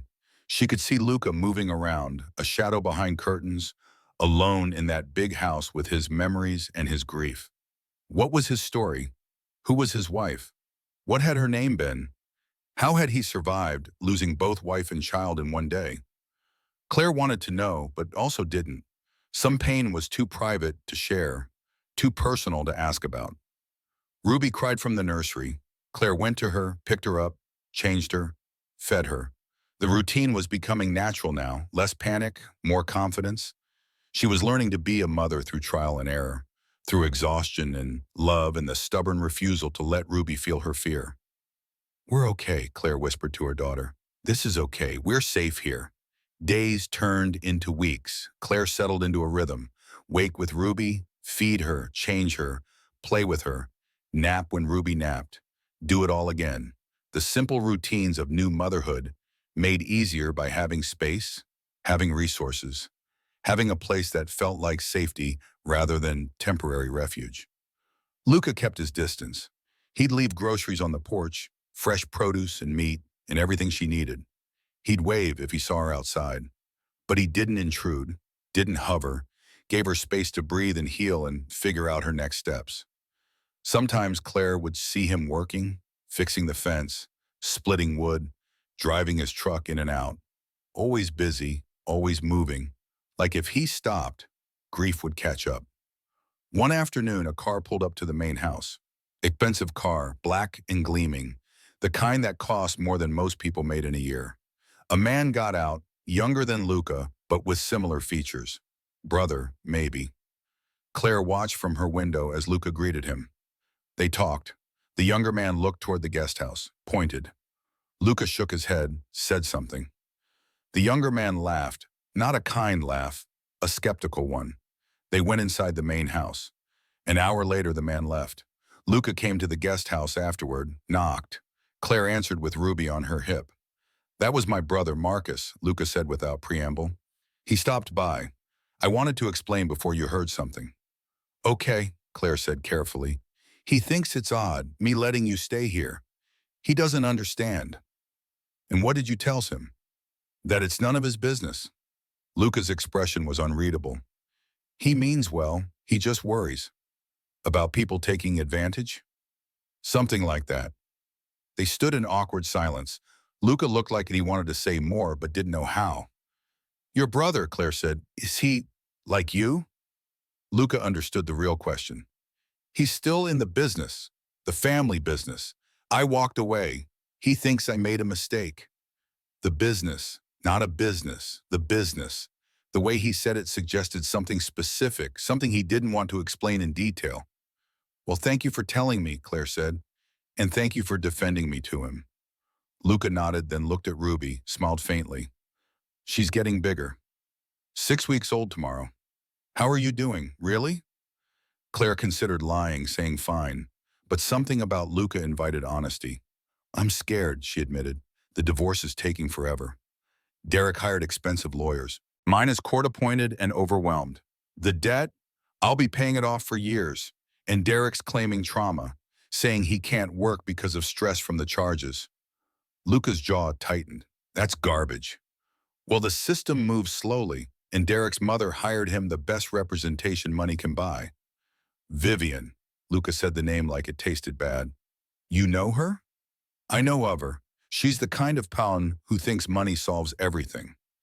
Claire wanted to ask how he knew about Vivian, about Derek's family, but Luca was already stepping back. Let me know if you need anything, he said. He left before she could argue. That evening, while Ruby slept, Claire did what everyone does. She Googled him. Luca Moretti, truck driver. The results were sparse. No social media, no Facebook, no Instagram, no Twitter, like he didn't exist online. She tried different searches. Luca Moretti property.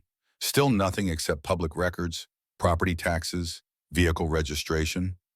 Nothing personal. Luca Moretti business. A few old articles appeared. Moretti operations, family business. Federal investigation, dismissed. Nothing detailed, nothing recent. It was strange. Most people had some digital footprint, but Luca was a ghost online, as if he had deliberately erased himself from the internet's memory. Or maybe after losing his wife, he'd deleted everything.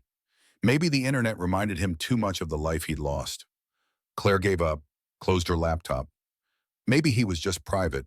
Maybe that was okay. Maybe she didn't need to know everything about the man who'd saved her life and given her shelter. Some mysteries could stay mysterious. That night, Derek called. First time since the abandonment. Claire's phone rang at midnight, and she answered without thinking, still half asleep. What do you want? She asked, her voice harsh with sleep and anger. I need you to drop the charges, Derek said. His voice, she'd forgotten how much she hated his voice. This is ruining my life. Good. Claire, I can't work, can't travel, I'm facing prison. You should be. I made a mistake. One mistake. Don't punish me forever. One mistake? Claire laughed, actually laughed. Derek, you abandoned me while I was in labor. You destroyed my credit. You stole from me. You planned this for months. I didn't steal. We're married. What's yours is mine. Not anymore. I filed for divorce. You'll never survive alone. You need me. Claire laughed again, harsher this time. I survived giving birth alone in a snowstorm. I think I can handle life without you. This is because of him, isn't it? Derek's voice turned mean, ugly. That trucker. I know you're living on his property. You couldn't even wait. I'm not sleeping with him, and even if I was, it's none of your business.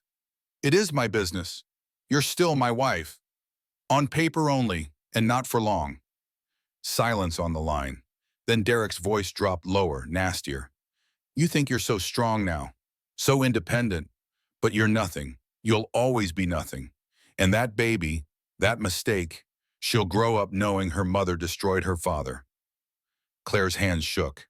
She wanted to scream, wanted to throw the phone, wanted to reach through the line and hurt him the way he'd hurt her. But she didn't. She took a breath, steadied herself. Ruby will grow up knowing her father was a coward, Claire said calmly. That's on you, not me. She hung up, blocked his number, sat in the dark, shaking. A knock on the door made her jump. Claire looked at the clock, 12:30 in the morning. Who would knock now? She checked the peephole. Luca. She opened the door. I heard yelling, he said quietly. Are you okay? Derek called. What did he want? Me to drop the charges? Me to admit I'm nothing. The usual. Luca's expression darkened in a way that would have scared her if it had been directed at her. But it wasn't. It was protective anger, the kind that came from caring. He can't contact you, Luca said. Isn't there a restraining order? It's temporary, and he called from a blocked number. I didn't know it was him. This is harassment. It's Derek. Luca stepped inside without asking, went to the windows, checked the locks, checked the back door, made sure it was secure. You need better security, he said, and cameras, motion sensors. Luca, you don't have to. Yes, I do. His voice carried absolute certainty. You're safe here. I promised you that. I'm keeping that promise. The intensity in his voice, the protection, Claire felt something unfamiliar stir in her chest. Not attraction exactly, more like recognition. Like she was seeing him clearly for the first time, understanding that this man would keep her safe, not because he wanted something from her, but because it was simply who he was. Thank you, she said quietly. He left, but not before checking every window one more time. Claire locked the door behind him, stood there with her hand on the deadbolt, feeling safer than she had in months. Derek's words lingered, you're nothing. But standing in this house that Luca had prepared for her, knowing he'd install cameras tomorrow to keep her safe, knowing Ruby was asleep in the next room safe and warm, Claire didn't feel like nothing. She felt like someone worth protecting, worth helping, worth saving. And maybe that was the beginning of healing. Not forgetting what Derek had done, but refusing to let his words define her reality. She went to Ruby's room, looked at her daughter sleeping peacefully, unaware of the complications of her parentage. He can't hurt us, Claire whispered. Luca won't let him, and I won't let him. We're survivors, baby girl. Both of us. Ruby slept on, her tiny chest rising and falling with the rhythm of innocent trust. And Claire stood watch, a mother learning to be the guardian her daughter needed. The cameras went up the next day. Luca installed them himself, two pointing at the guest house entrance, one covering the back door, one watching the long driveway that led from the main road. Professional-grade equipment, the kind that recorded in high definition even in darkness, that sent alerts when motion was detected. He showed Claire how to check them on her phone, how to get alerts, how to save recordings if she needed evidence. If he shows up, you'll know, Luca said, demonstrating the app. And so will I. These feed to my phone too. Thank you, Claire said, watching him work. His movements were efficient, practiced, like he'd done this before many times. Stop thanking me, he said without looking at her. But Claire couldn't stop. Every kindness felt massive, overwhelming. She wasn't used to people helping without wanting something back, without strings attached that would strangle her later. A month passed, then 6 weeks. Ruby grew, started smiling, started making sounds that weren't just crying, started recognizing Claire's face and turning her head toward Luca's voice when he spoke. Luca came by more often now, not intrusively, but regularly. He'd hold Ruby while Claire showered, giving her 10 precious minutes of hot water in solitude. He'd fix things around the guest house, a leaky faucet, a squeaky door, things Claire hadn't even asked about or noticed. He was good with Ruby, natural, like being a father was coded into his DNA even though he had never gotten the chance. One afternoon, Marcus returned, pulled up in his expensive car, got out with a briefcase this time. He knocked on Luca's door. Luca let him in. They were inside for 2 hours. Claire watched from her window, curious, concerned. What business did Luca have that required briefcases and long meetings? What was Marcus trying to convince him of? When Marcus left, he looked frustrated, angry even. He got in his car, slammed the door hard enough that Claire could hear it from the guest house, then drove away too fast, tires spitting gravel. Luca came to the guest house right after. He looked tired, worn down, like the meeting had cost him something. Everything okay? Claire asked. Family business. Nothing important. You sure? He nodded but wouldn't meet her eyes. Marcus thinks I should come back. To the business. Says I'm wasting my life out here. What do you think? I think I'm done with that life. His voice was firm, final. I walked away for a reason. I'm not going back. Claire wanted to ask more. What business exactly? What had he walked away from? But the look on his face told her this conversation was closed. That night, Claire couldn't sleep. Something was off. Something about Luca and Marcus and the way they'd argued. The expensive car, the briefcase, the intensity of Marcus's anger. She got up, walked to the window, looked at the main house. Lights were on in what looked like an office. She could see Luca at a desk, papers spread out in front of him, head in his hands. Whatever he was dealing with, it was heavy, complicated, more than just family drama. Claire made a decision. She wrapped Ruby in a blanket, walked across the yard to the main house in her pajamas, knocked softly. Luca answered, surprise clear on his face. Claire, it's 11 at night. I know. Can I come in? He stepped aside. Claire walked into a house she'd never seen the inside of before and stopped. The interior wasn't just nice, it was something else entirely. Hardwood floors that gleamed even in dim light. Furniture that looked handmade, expensive, the kind you found in private showrooms rather than stores. Art on the walls, real art, the kind that museums displayed behind velvet ropes. This wasn't a truck driver's house. This was wealth, serious wealth. Luca, Claire said slowly, looking around. What do you do? He sighed, ran his hand through his hair. I drive trucks. No, I mean, what did you do before? Does it matter? It might. He gestured to the living room. They sat down, Claire in an armchair that probably cost more than her entire wardrobe. Ruby sleeping in her arms. Luca leaned forward, elbows on his knees, choosing his words carefully. I was in the family business, he said finally. Moretti operations. What kind of business? The kind people don't ask about. He paused. Security, protection, docks, construction. It's almost legal on paper. All legitimate businesses with proper licenses and tax records. But, Claire could hear the unspoken caveat, but the family had connections, influence. We operated in gray areas. We helped people who couldn't go through normal channels. Claire's mouth went dry. You're talking about... I'm talking about a family business that existed for 3 generations before I was born. Luca's voice was careful, measured. I didn't choose it. I was born into it, trained for it, expected to continue it. And you did. For a while, until Emma. His expression changed, softened with old pain. She wanted out, wanted a normal life for our son, made me promise I'd walk away after the baby was born. But they died first. They died first, Luca confirmed quietly. And I kept the promise anyway. Sold what I could, walked away from the business, from the family, from everything. How much money are we talking about? He was quiet for a long moment. Enough. Luca. A lot. He said it flatly, without inflection. More than most people see in a lifetime. Claire stared at him. This man who drove trucks, who lived alone in 20 acres of isolation, who'd saved her life and asked for nothing. He wasn't just wealthy, he was something beyond that. And you drive trucks, she said. After Emma died, I couldn't handle that world anymore. Couldn't handle the weight of it. Started driving because it felt clean, simple, just me and the road.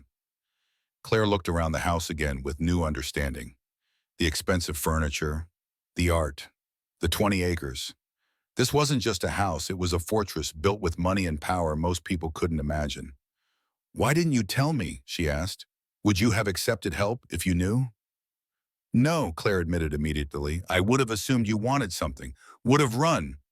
Exactly, Marcus thinks you're using me. He wanted me to make you sign papers, legal agreements proving you won't claim anything. Claire felt her jaw tighten. I'll sign whatever he wants. You don't have to. I do, because I'm not using you, and I can prove it. Luca looked at her, really looked at her, something shifting in his expression from guarded to open. I believe you. I told Marcus that. But he doesn't understand. He thinks everyone has an angle. And you? I think some people just need help. And I think I needed to help you, for reasons that have nothing to do with money or angles. Claire looked at him across the expensive living room. This man who'd saved her life and given her shelter, who was trying to atone for a past he didn't entirely choose in a wife he couldn't save. Tell me about her, Claire said softly. About Emma, your son. Luca was quiet so long, Claire thought he wouldn't answer. Then he started talking, words spilling out like he'd been holding them back for 3 years, and they finally found an escape. Emma was a teacher, second grade. She had this laugh that made everyone around her laugh too. She wanted kids for years. We tried, couldn't conceive naturally, did IVF, got pregnant on the third try. Everything was perfect until it wasn't. He paused, swallowed hard. She went into labor early, 32 weeks. Complications, placental abruption. She bled out before they could do an emergency C-section. The baby, our son, his voice broke. Jamie, he didn't make it either. Both of them gone in less than a day. Claire's throat tightened. Luca, I'm so sorry. When I found you that night, you and Ruby, in that car, it felt like the universe giving me a second chance. A chance to save someone. Because I couldn't save Emma. Couldn't save Jamie. You couldn't have saved them. That wasn't your fault. My head knows that. He tapped his temple. My heart doesn't.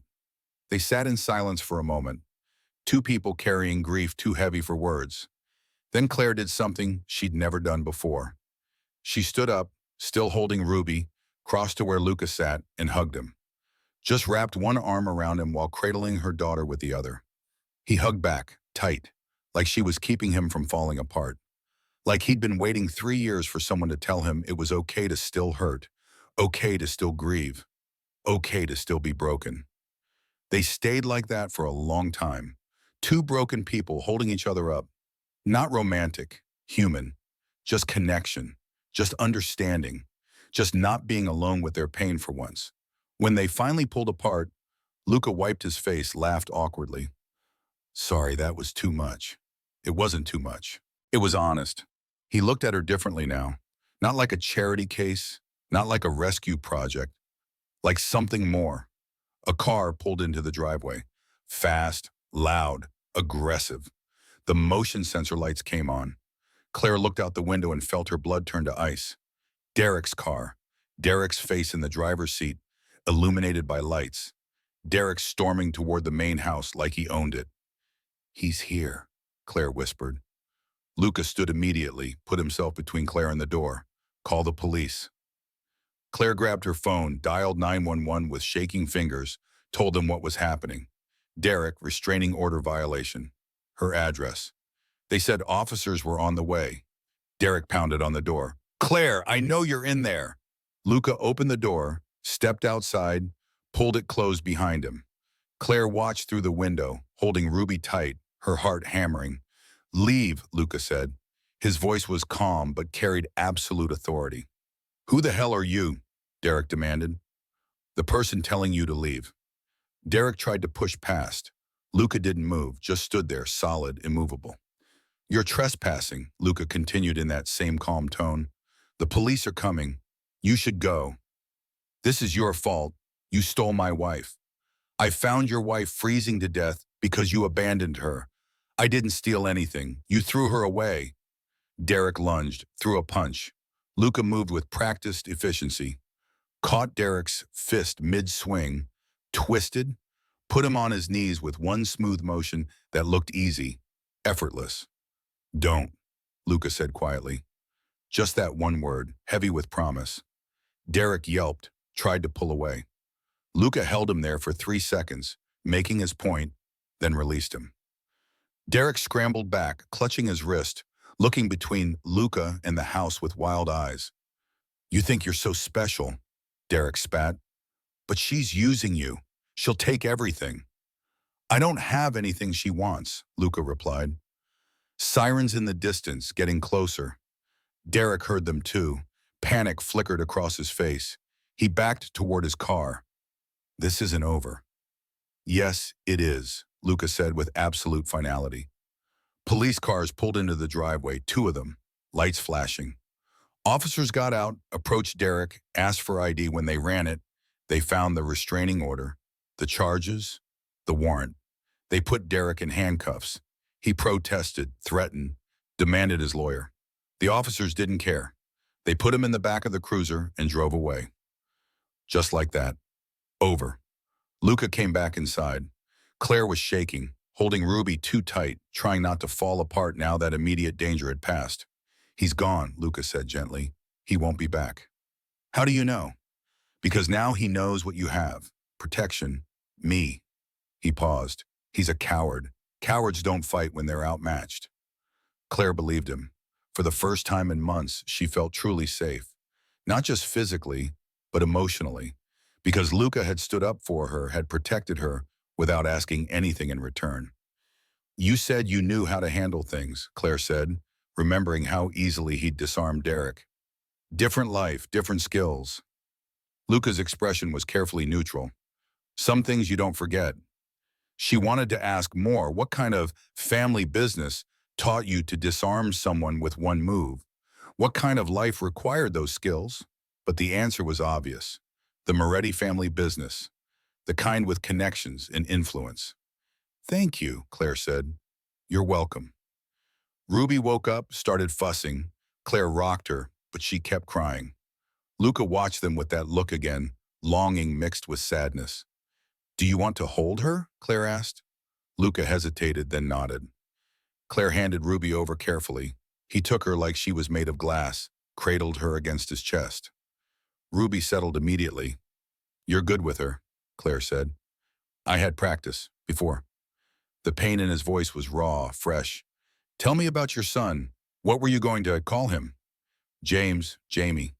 Luca looked down at Ruby. Emma picked it, said it was strong but gentle. They sat together in the expensive living room, Luca holding Ruby while Claire watched. The night stretched on, but neither of them moved. Eventually, Ruby fell asleep. Luca looked reluctant to give her back. I should let you rest, he said finally. Stay, just a little longer. So he did. They sat in comfortable silence, not needing words, just company, just the shared understanding of people who'd survived impossible things and found each other on the other side. And somewhere between midnight and dawn, something shifted. The grief and trauma that had defined them both started to loosen. Not gone, never gone, but lighter, more bearable. Because they were carrying it together now, sharing the weight, making it possible to keep moving forward. The snow melted, the mountains turned green. Birds came back, filling morning air with songs Claire had forgotten existed. The world woke up from winter's death grip, and Claire woke up with it. Ruby was 4 months old now, rolling over, giggling when Claire made silly faces, grabbing at everything with those tiny, determined hands. Growing so fast, Claire could barely keep up. The divorce was finalized. Derek pled guilty to abandonment charges, 2 years probation, community service, mandatory counseling, and a permanent restraining order. The credit card debt was ruled fraud. The judge ordered Derek to pay restitution. Claire's credit was cleared, her name restored. Vivian sent a letter, stiff and formal but genuine, an apology for enabling her son, for being blind to his faults. She asked for forgiveness, asked if she could meet Ruby someday. Claire hadn't decided yet. Maybe someday, maybe never. She had time. Beth came over for dinner every week. She and Marcus had started dating, slowly, carefully, learning from Claire and Luca's example. Claire had started freelancing again. Graphic design from home, small jobs at first. Word spread, her client list grew. She could pay rent now, could contribute, could stand on her own feet. But Luca still wouldn't take rent. Said the guest house was hers as long as she needed it. I need to pay something, Claire had argued. Then pay me by letting me be part of Ruby's life, Luca had replied. So that's what she did. Luca came over every evening now, would hold Ruby while Claire cooked, would read to her even though she couldn't understand words yet, would make her laugh. He was good with her, natural. One evening in late spring, Luca invited Claire to the main house for dinner, said he wanted to show her something. Claire bundled up Ruby, walked across the yard. Luca had cooked, Pasta and salad and bread, the table set with candles. Music played softly. "What's the occasion?" Claire asked. "No occasion. I wanted to." They ate, talked. Ruby sat in her high chair, chewing on a teething ring, making happy sounds. The conversation was easy, comfortable. After dinner, Luca pulled out papers, set them on the table. "What's this?" Claire asked. "Foundation papers.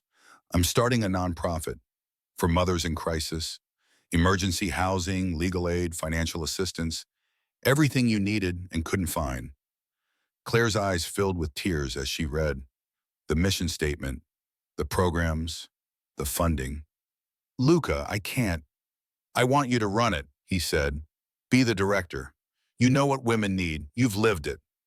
"I'm not qualified." "You're the most qualified person I know." He slid the papers closer. "Women like you deserve better. Deserve someone fighting for them." Claire looked at him across the table, at this man who'd saved her life, given her shelter, protected her, asked for nothing. "Why do you do this?" she asked. "Really?" "Because 3 years ago I couldn't save the woman I loved," Luca said quietly. "But maybe I can save others. Maybe I can use the resources I have and turn them into something good.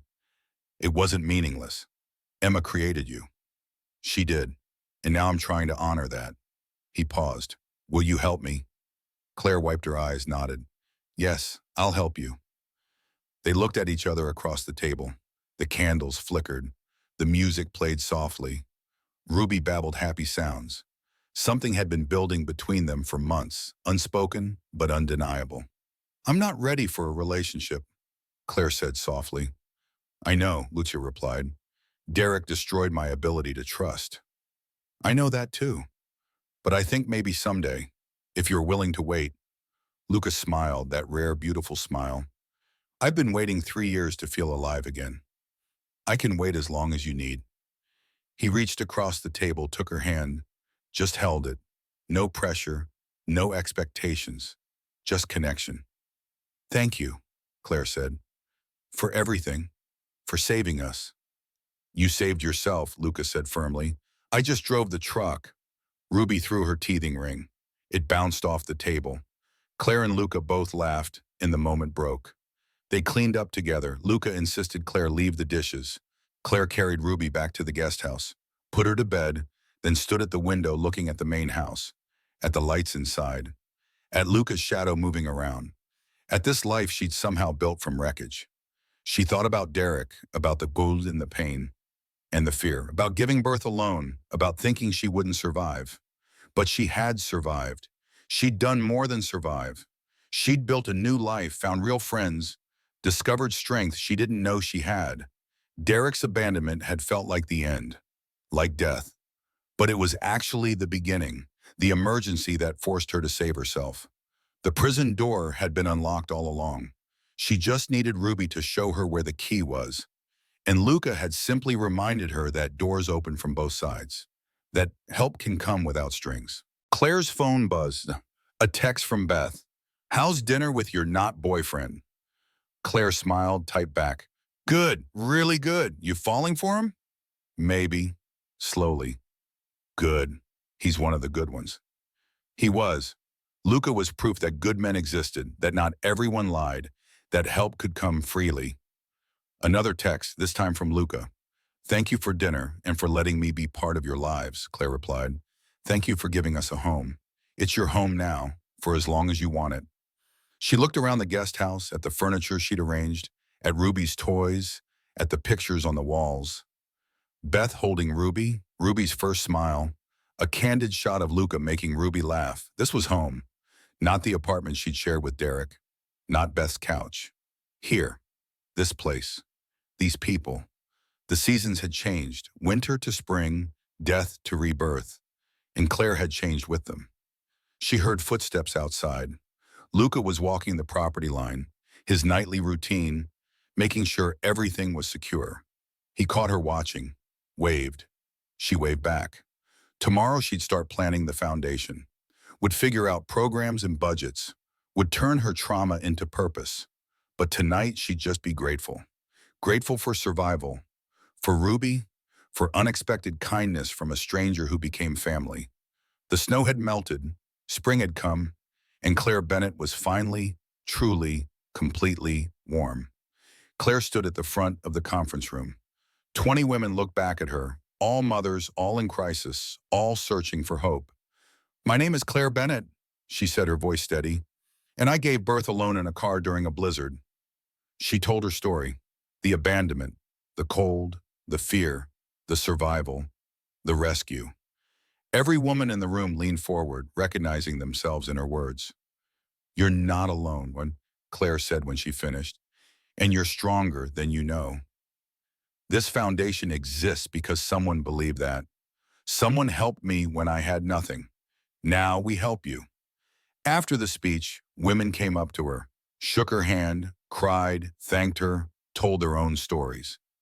Each one different but the same: abandoned, betrayed, surviving against impossible odds. Claire listened to each one, took notes, made plans. These women would get housing, legal aid, childcare, whatever they needed to stand on their own feet. Ruby toddled around the room, 14 months old now, walking, talking in two-word sentences, charming everyone. Luca followed her around, making sure she didn't get into trouble. The foundation had helped 40 women in its first year, given shelter to 23, provided legal representation to 18. And it was just beginning. That evening, back at the house, Luca cooked dinner. He did that now, lived in the guest house with Claire and Ruby. The main house sat mostly empty except for his office.